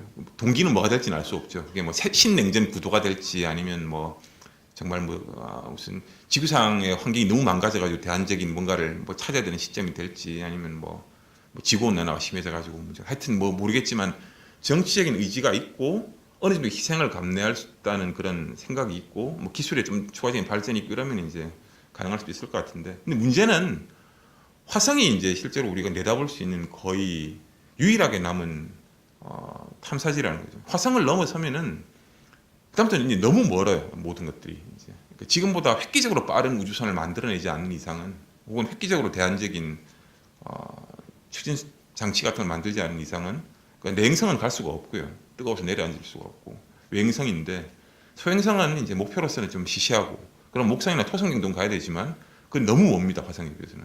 화성까지 왕복이 한 5년 정도 걸린다면 거기까지는 뭐 한 수십 년 이상 걸릴 겁니다. 그러니까 지금 우리가 안 가지고 있는 인공도면 기술 같은 걸 가지게 된다고 해도 별로 재미가 없는 여행이 될 가능성이 있습니다. 그리고 이제 장기 체류도 어렵고 냉전기의 이데올로기도 상당히 많이 떨어졌고요. 그래서 이제 많은 사람들은 중국에 기대를 하고 있습니다. 중국의 신냉전 구도를 만들어주기를 사실 기대를 하고 있죠. 미국의 우주 여행 지지자들은 이제 과거에 이제 미소 경쟁을 미중 경쟁이 대체하기를 기대를 하고 있습니다. 그래서 이제 미국에 있는 사람들은 사실은 소련에서 뭐 하나 할 때마다 완전히 뭐 물론 이제 표정 관리를 잘 하면서 박수를 쳐야 되지만 그러니까 뭐 중국이 이렇게 위협적인 세력으로 성장했기 때문에 우리가 빨리 지금 아폴로 시대의 기술 도로 탄련해가지고 이제 해야 된다 이렇게 얘기를 하는데 실제로 그런 추진력이 필요하다고 이제 생각을 하고 있습니다. 또 중국은 또 그런 걸 하기에 매우 좋은 냉전적인 마인드를 가지고 있어요, 실제로 볼 때. 그러니까 지금 다른 나라들이 거의 갖고 있지 않은 그런 이제 국가주의나 아니면 이제 좀 기술 중심주의적인 이데올로기, 기술 완료제 적인 이데올로기를 가지고 있을 뿐더러 그다음에 이제 그걸 뒷받침하는 경제력도 실제로 가지고 있죠. 그래서 이제 뭐 실제로 향후에 이제 뭐 달에 다시 사람이 가거나 아니면 뭐 이런 것들 어느 나라가 할 수 있을까 생각을 해보면 실제로 이제 가까운 미래 할 만한 나라는 아마 중국이 아닐까 이런 생각을 우리 해볼 수가 있고요. 거기 자극받아서 다른 나라들도 그런 데 뛰어들지 모르죠. 그래서 미국은 부시 계획이 2004년에 엄청나게 두들겨 맞은 다음에 2010년에 오바마가 다시 이제 계획을 원래 부시 계획은 지금 이미 시간이 많이 뒤쳐졌고요. 2014년까지 차세대 로켓을 만들었지만 이미 안 됐고 차세대 로켓은 개발을 하고 있긴 하지만 아직은 이제 시험 단계입니다. 뭐 발사 시험을 곧 해야 되는 이 정도 단계, 무인 시험을 해야 되는 단계인데 그래서 이제 오바마 같은 경우는 원래 그 비전을 계속해서 살리고 있습니다. 아직까지 2030년대로 시기는 좀 늦췄고요. 2030년대 유인 화성 탐사를 하자 그런 얘기에 대해서 이제 의회에서 계속 싸우고 있습니다. 뭐 그게 가능하냐, 뭐 돈이 얼마나 들겠냐, 뭐 다른 정책 목표하고 충돌하진 않냐, 뭐 기타 등등 이런 얘기들을 하고 있습니다. 참고로 뭐 화성에 정말 간다고 하면 돈이 얼마 들지 5천억에서 뭐 혹자는 뭐 1조 달러 정도를 보기도 합니다. 1조 달러면 얼마인가요? 뭐 천조 원 플러스 알파 정도 되겠죠 이제 아마. 그러니까 그런 돈을 드릴 수 있게 만드는 무슨 뭐가 있어야 돼요. 그러니까. 근데 우리가 지금 같아서는 이제 뭐 경제 상황도 안 좋고 이제 사람들이 먹고 살기도 바쁜데 뭐 천조 원 들여가지고 3명 정도를 화성에 보낸다고 이런 얘기를 했을 때 사람들이 다들 화성에 누가 갔다 오는 걸 보고 싶어는 하는데 사실 60대도 그랬어요. 미국에서도 다들 이제 미국인이 먼저 가서 달에 갔다 오는 걸 보고 싶어 하긴 하지만 거기다가 돈을 뭐 몇백억 불씩 드리는 거는 미국 사람들도 사실 별로 탐탁지 않게 생각을 당시 했거든요. 지금은 더 가지고 있다 이제. 그래서 그런 것들을 사실 우리가 감안을 해야 되고요. 대안적인 가능성은 이제 일론 머스크 같은 사람이 하는 회사요. 일론 머스크 아마 아실 것 같은데 이제 뭐 원래 페이팔을 창업했던 인물이고 요즘은 테슬라 모터스 CEO로 이제 엄청 잘 나가고 있죠. 테슬라 모터스로 이제 전기 자동차를 만들어 가지고 사실 뭐 2008년에 그 금융위기 때 거의 망할 뻔했는데 회사가 어떻게 용케 또 회사를 잘 살려서 어떻게 용케 회사를 살렸는지 일단 다큐멘터리도 만들어져 있습니다. 하여튼 뭐 요즘 완전히 각광받는 신세대 사업가로 된 이 사람이 이제 만든 다른 회사 중에 하나 스페이스X라는 회사가 있고 이제 나사에서 하는 그런 일을 훨씬 더 저렴하게 효율적으로 민간에서 할 수 있다라고 이제 얘기를 하면서 로켓 개발을 하는 회사가 있습니다. 그런 데서 이제 뭐 우주 관광 산업 이런 거를 이제 만들려고 하기도 하고요. 지금 어느 정도 그런 게 있기도 하죠, 실제로. 가령 이제 저궤도에 탄도 비행을 할 수 있는 우주 관광 상품이 이미 있습니다. 버진 갈락틱이라는 미국 회사가 있고 2008년부터 사업을 하고 있고요. 그건 이제 일종의 로켓 비행기 같은 걸 이용해 가지고 대기권 상층부까지 밖으로 나갈 수는 없고요. 추력이 부족해서 꼭대기까지 올라갔다가 잠시 머물러 있으면서 이제 한 몇 분 정도 되는 한 15분 정도 되는 무중력 상태를 즐기고 그다음에 대기권 상층부하고 바깥에 이제 까만 우주 공간이 만나는 전면 같은 거 직접 눈으로 보고 돌아올 수 있는 계획 같은 겁니다. 그런 관광 상품이 있고요 지금. 가격이 한 20만 불 정도 됩니다. 20만 불. 20만 불만 내면은 한 2억 2천만 원 정도만 내면 이제 한 15분 정도 여행을 지금 할 수 있습니다. 그러니까 그게 이제 관광 상품이 존재하고 줄도 무지하게 많이 서 있고요. 그리고 이제 뭐 러시아의 소유주 우선을 이용한 소유주 왔다 갔다 하는 그건 관광 상품이라 보기 너무 비싸지만 하여튼 상품도 있습니다. 있기는. 그것도 줄을 굉장히 많이 서 있어가지고 돈 있어도 사실 나가기 힘든데 최근에 가격표가 좀 올라서 이제 20만 불짜리 25만 불로 최근에 올랐고요. 이제 소유주 타고 갔다 오는 거는 소유주 타고 나가서 우주정거장에 갔다가 보름쯤 체류하고 돌아오는 거는 지금 가격표가 한 3천만 불 정도 됩니다. 좀 예전 2천만 불인데 올랐습니다. 지금 요새. 그래서 이제 한 300억만 내면은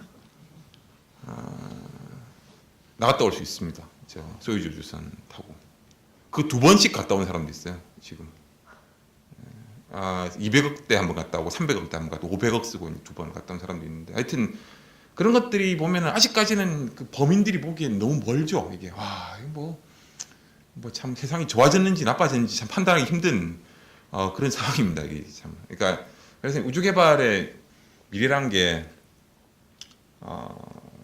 오늘 본 영화들이나 아니면 뭐 1990년대 한때 많이 나왔던 화성 탐사 영화들 요즘도 그런 게 안 나오던데 아니면 요즘 좀 나오는 뭐 목성이나 뭐 토성의 위성을 탐사하는 이런 영화들 같은 것에서 얘기하는 거하고는 좀 갭이 좀 있다 상당히 많이. 지금 우리가 전혀 안 갖고 있는 기술이 나오거나 아니면 지금과는 전혀 다른 정치적인 상황이 중대한 국제 정세가 전개가 되지 않은 이상은 좀 하여튼 그런 거를 얼마나 실현할 수 있을지는 좀 약간 요원한 미래처럼 보인다. 이 정도로 제가 말씀을 드리고 제 얘기는 마치도록 하겠습니다. 예, 고맙습니다. 뭐 제가 시간을 얼마나 썼는지 모르겠는데 예, 뭐 궁금하시거나 이런 게 있으시면 편하게 말씀을 제가 뭐 잘 모르지만 저도 아는 한도 내에서는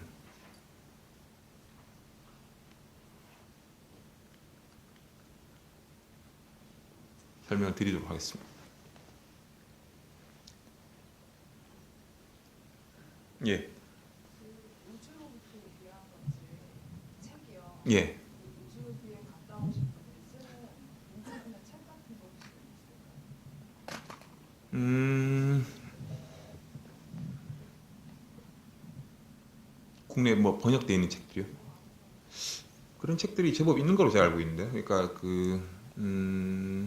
아폴로 우주 비행사들이 썼거나 아니면 그 사람 인터뷰에서 나온 책들은 그 말고도 또 있습니다. 문라이트인가 하여튼 그런 사이언스북스에서 나온 책도 하나 있고요. 그리고 뭐 콜린스가 쓴 책도 있습니다. 아폴로 11호 제가 알기로는 하여튼 그런 책도 있고 그리고 이제 사실 그런 책을 다 읽는 것도 뭐 좋긴 한데 더 좋은 거는 최근에 많이 나온 그 아폴로 시절이나 그 이후에 이제 나사에 대해 다룬 다큐멘터리가 되게 많이 있거든요. DVD도 나와 있고 나사 50년사 이런 DVD도 있고 국내에 나와 있습니다. 그리고 아니면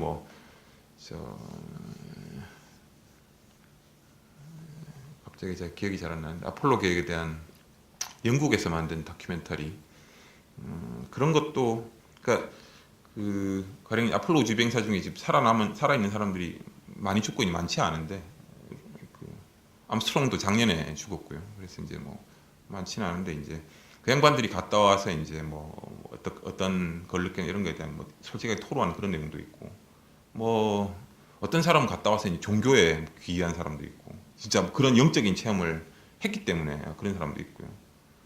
진짜 뭐 아니면 이제 뭐 그냥 약간 그 냉소적인 무신론자로 남아 있는 사람들 그건 사람마다 다른데요. 아니면 갔다 와서 이제 환경운동가로 변신한 뭐 사람도 있고 나가서 보니까 뭐 지구라는 곳을 정말 지켜야 되겠다 이런 생각을 하게 되고 하여튼 여러 가지 얘기들이 있습니다. 그런 책들은 조금만 찾아보시면 제법 있을 것 같은데 제가 보기에 라이트가 아니고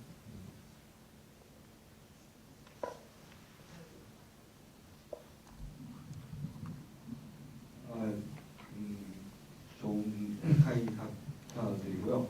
제가 물어보고 싶은 거는 우리나라에서 지금 뭐 위성 발사를 2번이나 실패했잖아요. 예. 그거에 대해서 우리나라가 지금 추구하고 있는 계획은 어떤 건지 좀 알려주시면 사실 제가 원래 이 뒤에 한 장이 더 붙어 있었는데 오늘 얘기하고는 안 맞는 거 떼버렸는데요. 그러니까 뭐 대충 아실 것 같지만 이제 그 우리나라에 사는 계획이 여러 가지가 있습니다. 여러 가지가 있는데 이제 그 인공위성을 개발하는 항공우주연구원에 사는 것 중에 인공위성을 개발하는 게 있고 실용위성, 뭐 기상위성, 뭐 GPS 위치 정보 위성 그다음에 뭐 이제 뭐 하여튼 다양한 종류의 그 위성들을 개발하는 그런 프로젝트가 있고 실제로 그런 위성들이 이미 지금 많이 올라가 떠 있죠, 그렇죠.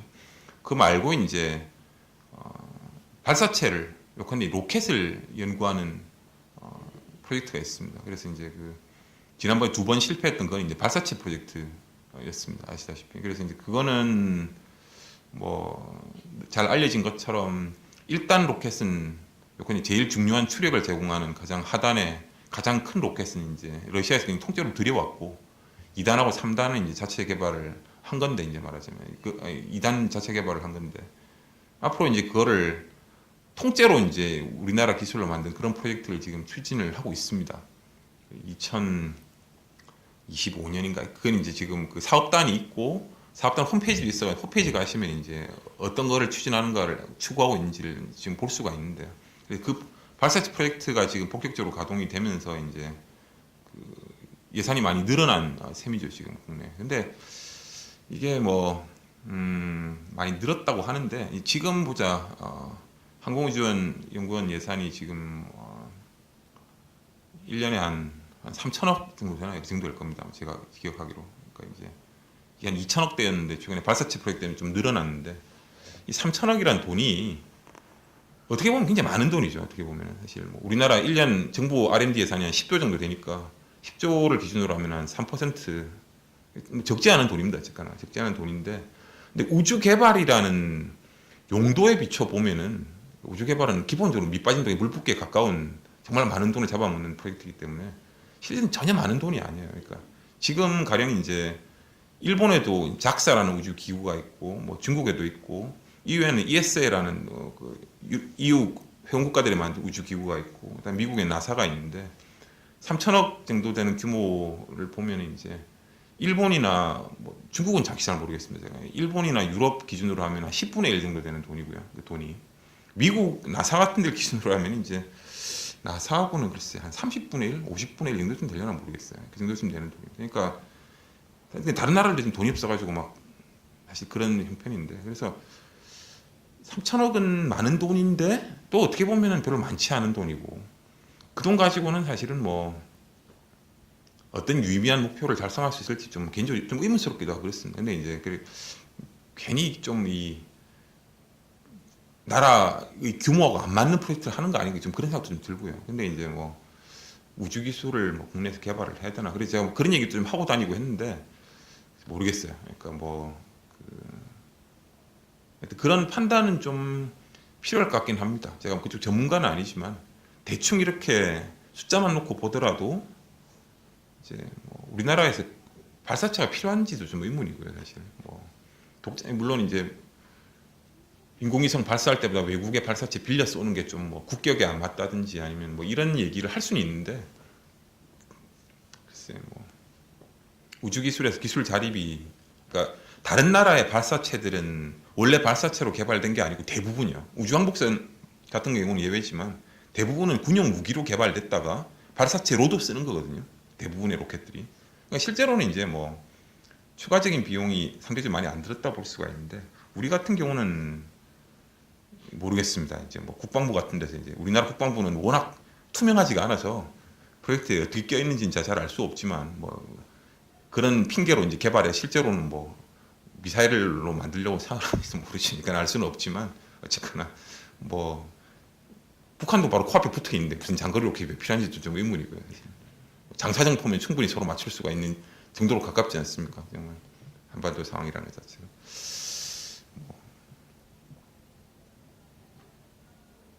하여튼 예, 한국은 지금 그런 상황인 것 같아요. 제가 보기에. 예.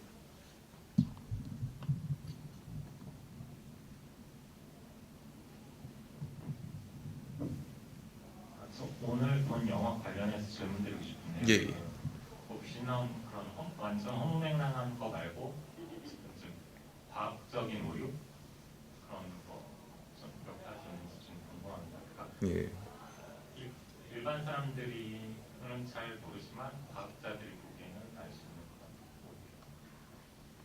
그런 오류. 오늘 영화에서 나온 것 중에서요? 예, 오늘 본 영화.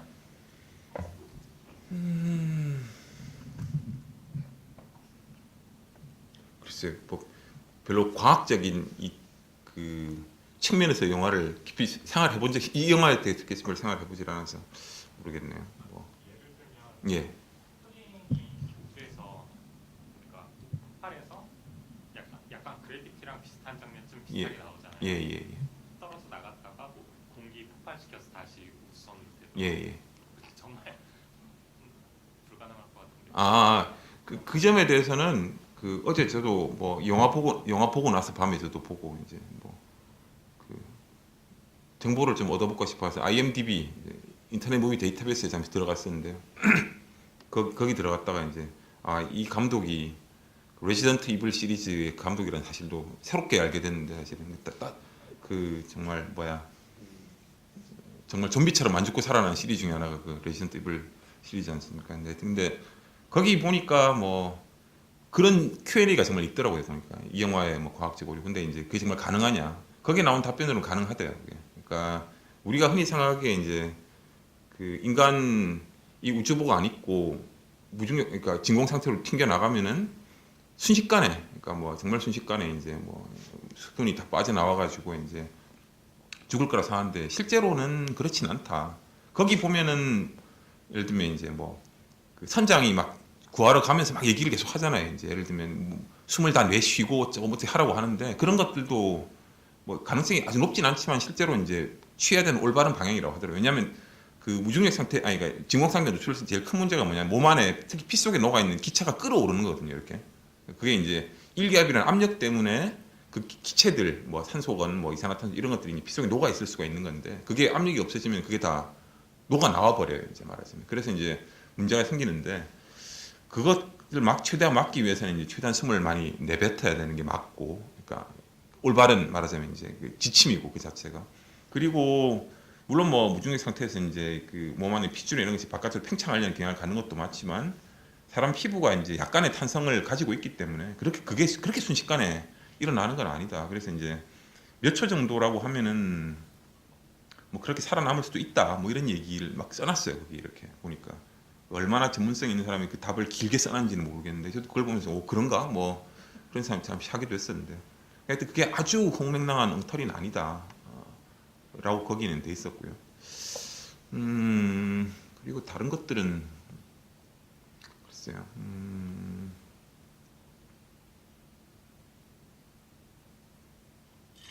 뭐 우주선이 지옥에 갔다 왔다거나 이런 거는 글쎄 그거는 뭐 저는 그래서 이 작품은 그냥 호러 배경만 우주고 저 무슨 뭐 보면 이제 배경만 우주인데 웨스턴, 배경만 우주인데 호러 뭐 배경 뭐 이런 게 많지 않습니까? 실제로 보면 그런 작품들이 많은데 이 작품은 그냥 배경만 우주인 호러, 그러니까 배경이 우주인 레지던트 이블 아니면 레지던트 이블이 아니지 배경만 우주인 헬레이저 뭐 거의 그 정도 정말 인지 모르겠네. 예.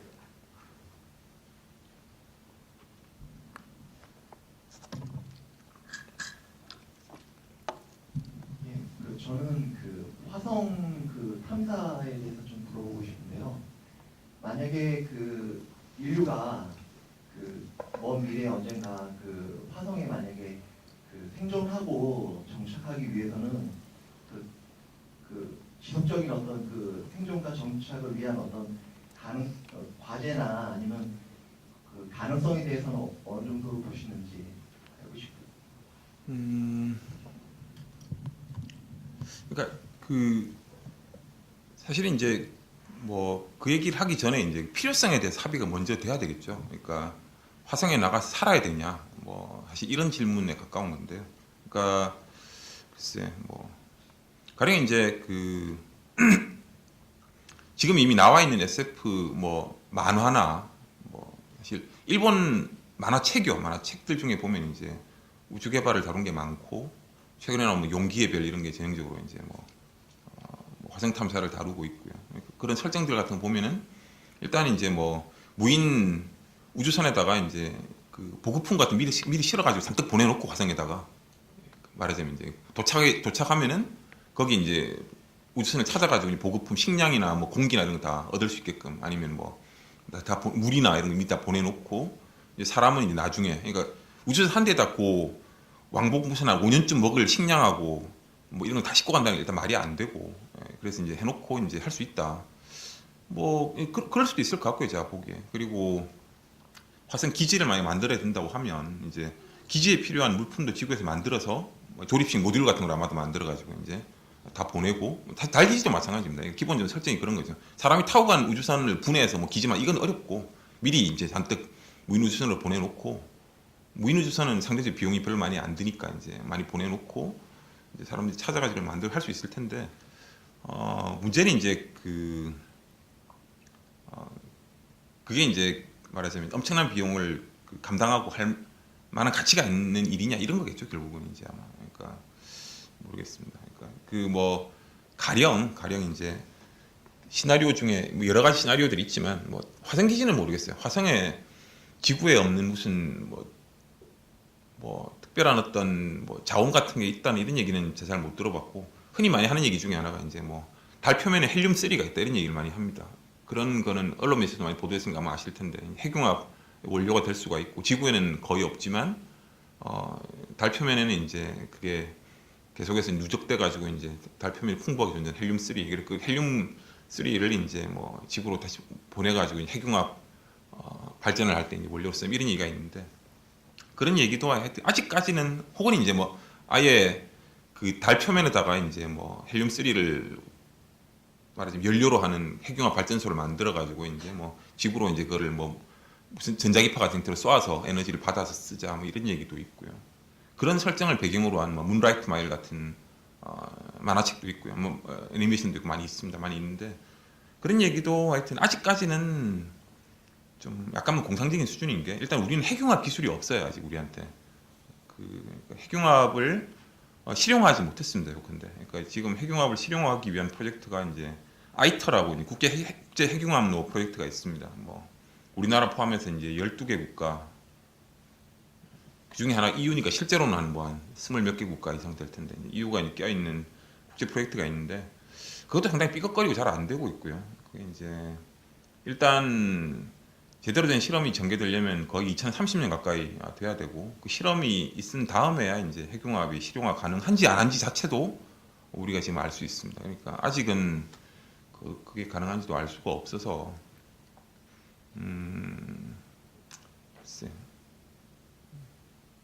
그러니까 반대자들이 손쉽게 사실 뭐 거기에 들어갈 돈이면 지구상에서 훨씬 더 뭐 에너지를 다른 걸 개발하든지 이런 데 쓸 수 있다 이런 얘기를 사실 할 수가 있거든요. 이제 그러니까 정말 그 우주행을 정말 좋아하시는 분들 혹은 이제 그 말 그대로 이런 표현을 쓰시는 분들 그러니까 인간은 이 지구라는 좁은 곳에 원래 이렇게 요컨대 좀 바꿔 얘기하면 지구라는 중력 우물에 속박돼야 되는 존재가 아니다. 인간은 원래 속하는 곳이 이 드넓은 우주고 인간의 발상지는 SF 용어에 소설 같은 많이 나오는 표현을 빌리지만 인간의 발상지는 지구라는 이 좁은 행성 중력 우물이지만 인간이 궁극적으로 속해야 되는 공간은 이제 뭐 우주 공간이다. 그러니까 굉장히 원대한 얘기지 않습니까? 이제 그러니까 이런 얘기 자체에 기본적으로 동의를 해야 사실 모든 게 출발할 수가 있습니다. 그러니까 뭐 인간은 원래 속한 곳이 우주이기 때문에 우리는 수단과 방법을 가리지 말고 얘기를 당연히 나가야 되고 그게 원인이 무슨 정치적인 것이든 아니면 뭐 환경 오염에 의한 것이든 그거는 중요한 게 아니고 그건 그냥 당연히 해야 되는 어떤 프로젝트에 운동력을 제공해주는 우연한 사건들일 뿐이다 이렇게 생각을 해야만 되거든요. 근데 이제 사실 그런 동의가 지금 별로 아주 소수의 사람들 빼고는 안 돼 있죠. 그래서 뭐 화성 탐사 한 몇 명 갔다 오는 거 말고 정말 기지 만들고 하려면 이제 그런 우주 정거장에 나가 살자, 뭐 달 표면에 기지 만들어 살자, 뭐 화성 표면에 기지 만들 이런 얘기를 하려면 이제 사실 그런 동의가 있어야 되는데 모르죠. 이제 그런 걸 만든다고 하면은 분명히 가서 살겠다고 나서는 소수의 사람들은 분명히 있을 겁니다. 그렇긴 한데 이제 그게 얼마나 좀 대중적인 운동이 될지는 글쎄요. 거의 SF 영역이라고 봐야 되겠네요. 그거는.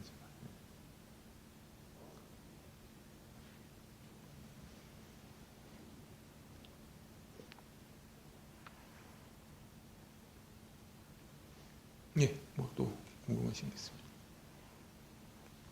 그러니까 손 드신 분 한 분 더 계시던 것 같은데. 예. 네, 아까부터 질문하고 싶었었는데요.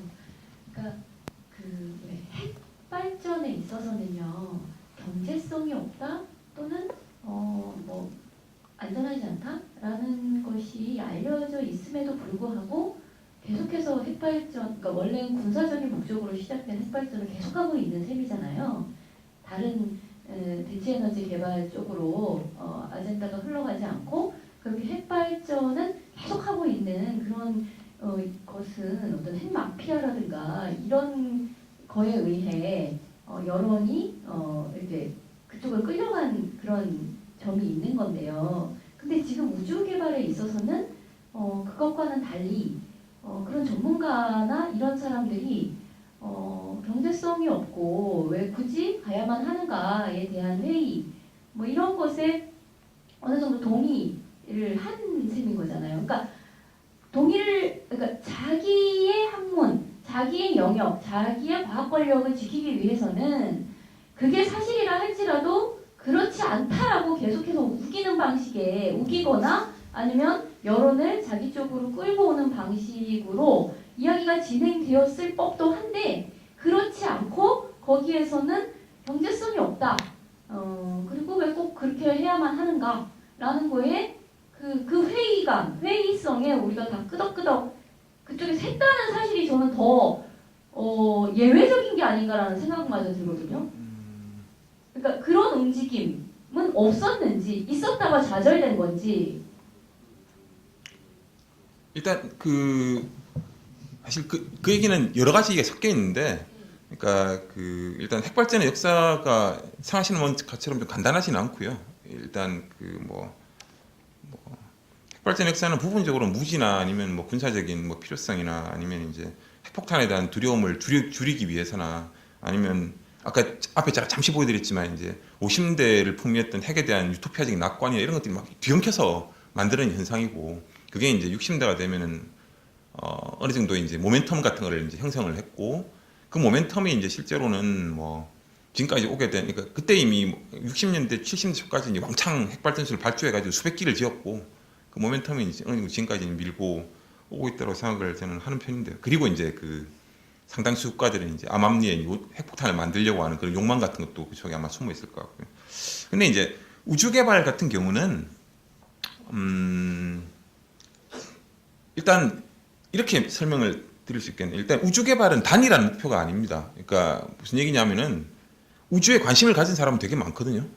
그러니까 별이나 뭐 행성이나 관심 가진 사람 많은데 그 관심이나 호기심을 충족시킬 수 있는 방법이 여러 가지가 있어요. 실제로는 가령 이제 큰 망원경을 만들어서 뭐 외계를 관찰해 보자 라든지, 그러니까 허블 우주 망원경이나 아니면 뭐 지구상에 지금 뭐 거대한 망원경이 되게 많은 천문학자들은 보통 그런 식으로 자신의 호기심이나 아니면 지적인 욕구를 충족시킬 수가 있고요. 두 번째로는 그거로 잘 안 되는 경우는 무인 탐사선을 보낼 수 있습니다. 실제로 많이 보내고 있고, 달에는 지금 굴러다니는 로버만 여러 개 있고, 뭐 다른 나라들도 아마 곧 로버를 보낼 거고, 이제 일본은 달에도 로버를 보냈고, 하여튼 굴러다니는 무인 로봇들이 이제 정보도 수집하고 과학 연구도 하고 그 안에 조그만 과학 실험실도 가지고 있어가지고 이제 표면의 물질을 뭐 분석해서 뭐 지구로 뭐 보내기도 하고 사진도 찍어서 보내고 많이 하지 않습니까? 이제 보면 그렇죠. 그리고 그런 프로젝트들은 훨씬 싸요. 얼마나 싸냐면은 가령 지금 아까 제가 이제 화성 유인 탐사에 돈이 얼마 드냐, 뭐 꼬리표가 전혀 뭐 감이 안 온다, 뭐 1조 불인지 5천억 불인지 감이 안 온다 그랬는데, 가령 이제 지금 화성에 로버들을 나사에서 많이 보냈거든요. 뭐 패스파인더도 있었고 뭐 하여튼 여러 개 2000대도 있었고 뭐 계속 있습니다. 그래서 이제 뭐 10년씩 굴러다니는 로버도 있는데, 로버 하나 보내는데 한 1억 불 정도 듭니다. 1억 불. 1억 불이면은 1000억 원이에요. 우리나라도 보낼 수 있습니다. 그러니까 기술만 있으면 돈 자체가 무지하게 많이 들지는 않아요. 이제 말하자면요. 근데 이제 그런 식으로 할 수도 있는데 이제 사람들이 얘기를 할 수 있다는 거죠. 이제 세 번째 방법도 있다. 세 번째는 뭐냐? 야, 그 뭐 망원경으로 멀리서 보거나 아니면 이제 그 로봇만 보내서 찍어온 사진 보는 건 다 가짜다. 사람 진짜 가가지고 이제 뭐 거기 있는 돌도 만져보고 뭐 이제 말하자면 이제 말 그대로 정말 깃발도 꽂고 하는 게 정말 진짜다. 라고 얘기하는 사람이 세 번째 그룹이 있는 건데 실제로. 근데 그 세 번째 그룹은 방금 1, 2, 3이라고 얘기했던 그룹들 중에 소수예요 실제로 볼 때. 그 사람이 다수가 아닙니다. 그러니까 아까 제가 반대하는 과학자를 했던 사람들이 나사에다 돈 쓰는 걸 반대하는 사람들이 아니에요. 나사에서 하는 사업 중에 우주 과학에다 돈을 더 많이 쏟자는 사람들인 셈이죠 이제 말하자면. 그러니까 사실 그 아까 얘기한 과학자들이 유인 비행을 반대하는 이유 중에 하나가 뭐냐면은 그런 거를 추진하게 되면 필연적으로 다른 우주과학 프로젝트가 이제 손해를 본다고 믿기 때문에 실제로 60년대 나사에서 그랬고요. 그러니까 60년대 나사에서 이제 뭐 250억 불씩 뭐 아폴로에다 쏟아붓게 되면서 당연히 이제 예산이 부족해져 가지고 이제 뭐 그때 뭐 이걸 계속할지 말지를 놓고 60년대 말까지 꼭 가야 되냐 이런 논의도 되게 많았습니다. 60년대 중반에. 지금 우리가 보면 안 그랬을까? 좀 다 열광해 가지고 뭐 무조건 60년대 말까지 달려가 이랬을까? 지금 실제로는 안 그랬고 60년대 말 지금 보니까 소련은 별로 우리를 따라오는 것 같지도 않은데 왜 우리만 60년대 말 그것도 죽은 케네디가 정해놓고 마음대로 정해놓고 가버렸고 이제 뭐 우리가 왜 그 말에 얽매야 되냐? 뭐 70년대 초에 가도 되고 70년대 중반에 가도 되고 천천히 가도 되는데 그때 가도 우리가 소련보다 앞서갈 수 있을 거다 이렇게 얘기를 막 하는데 이제 당시에 이제 냉전적인 맥락에 허용이 안 돼가지고 린든 존슨 같은 경우는 이제 뭐 그래 그러면 나사에 지금 다른 건 다 죽이고 아폴로는 가자 이래가지고 영국 계획 많이 없어졌어요 그때 실제로. 근데 이제 과학자들은 그런 기억들이 있고 그래서 이제 부시 얘기 같은 걸 보면은 야 얘들이 또 우주과학 다 죽이고 뭐 우주비행사 몇 명 또 뭐 달에 또 화성에 보내려고 하는구나 딱 이렇게 생각을 하는 거죠 바로. 그러니까 실제로는 우주 탐사 우주 개발이라는 게 여러 개의 혹은 여러 층위의 프로젝트들이 있고요. 그러니까 사람들이 이제 그 중에 뭐를 선호하는지는 사람마다 다를 텐데, 그러니까 일반 대중이 보기에 제일 때깔나는 건 3번이죠, 당연히. 일반 대중은 뭐 허블 우주 망원경으로 찍어온 사진이나 아니면 뭐 로버도 좀 관심 있긴 하지만 뭐 로버로 뭐 화성에 물이 있다는 걸 발견했다 이러면 조금 관심이 생기긴 하는데 사람이 갔다는 거하고는 비교도 안 되죠. 사람들은 당연히 3번이 실현 가능하고, 그러니까 30년대 이후에 그 비전이 선전이 너무 성공해서 그래요. 이제 사람들이 이제 우주에 가는 걸 너무 실제 현실과 비교했을 때 너무 쉬운 거로 생각을 자꾸 하기 때문에 그렇습니다. 그래서 이제 사람들은 3번쯤 돼야 성에 차고 1, 2번은 아무것도 아니라고 생각을 하는데 현실은 전혀 그렇지가 않거든요. 불행하게도. 그래서 이제 가령 뭐 아까 그 2004년에 부시 얘기 같은 게 나왔을 때도 비전 나왔을 때도 미국 국민들한테 여론조사해 보니까 반응이 어떤 거인지 아세요? 아니 달에 한번 가는데 왜 또 가? 뭐 이런 거예요. 이제 그런 반응이. 달에 가는 게 얼마나 힘든데 사실 돈도 무지하게 많이 들고 보통 다시 간다고 해서 갈 수 있다는 보장도 없어요 사실. 60년대 성공했는데 그때 우리 갖고 있었던 기술 중에 암묵적인 지식이나 뭐 기술자들 다 은퇴하고 없고 다 없어졌고요 실제로 그게. 지금 다시 간다고 했을 때 똑같이 갈 수 있다는 보장도 없습니다 사실은. 근데 이제 사람들은 뭐 말을 그냥 이렇게 하는 거죠. 쉽게. 아유 뭐 달에는 이미 갔는데 또 가. 화성이나 가야지 이렇게 얘기를 막 하는 거예요 사람들이. 그게 이제 얼마나 어려운지에 대해서는 별로 잘 사실 일반 사람들은 잘 모르고요. 이제 뭐 돈이 얼마나 들여야 되는지 잘 모르고. 그러니까 과학자들하고 우주여행 열광하긴 하지만 하여튼 뭐 무인 로봇 정도로 이제 좀 현실적으로 목표를 조정한 사람들하고 이제 더 원대한 아예 인간이 우주에 나가 살아야 된다고 저는 믿는 사람들하고 사이에 이제 사실 갭이 다시 있고. 그러니까 뭐 그런 논쟁도 사실은 내부의 논쟁에 가깝다고 볼 수 있겠습니다. 맞아요.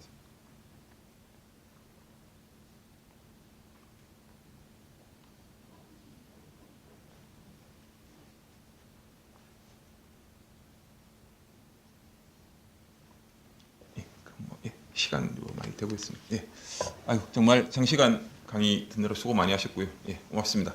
예.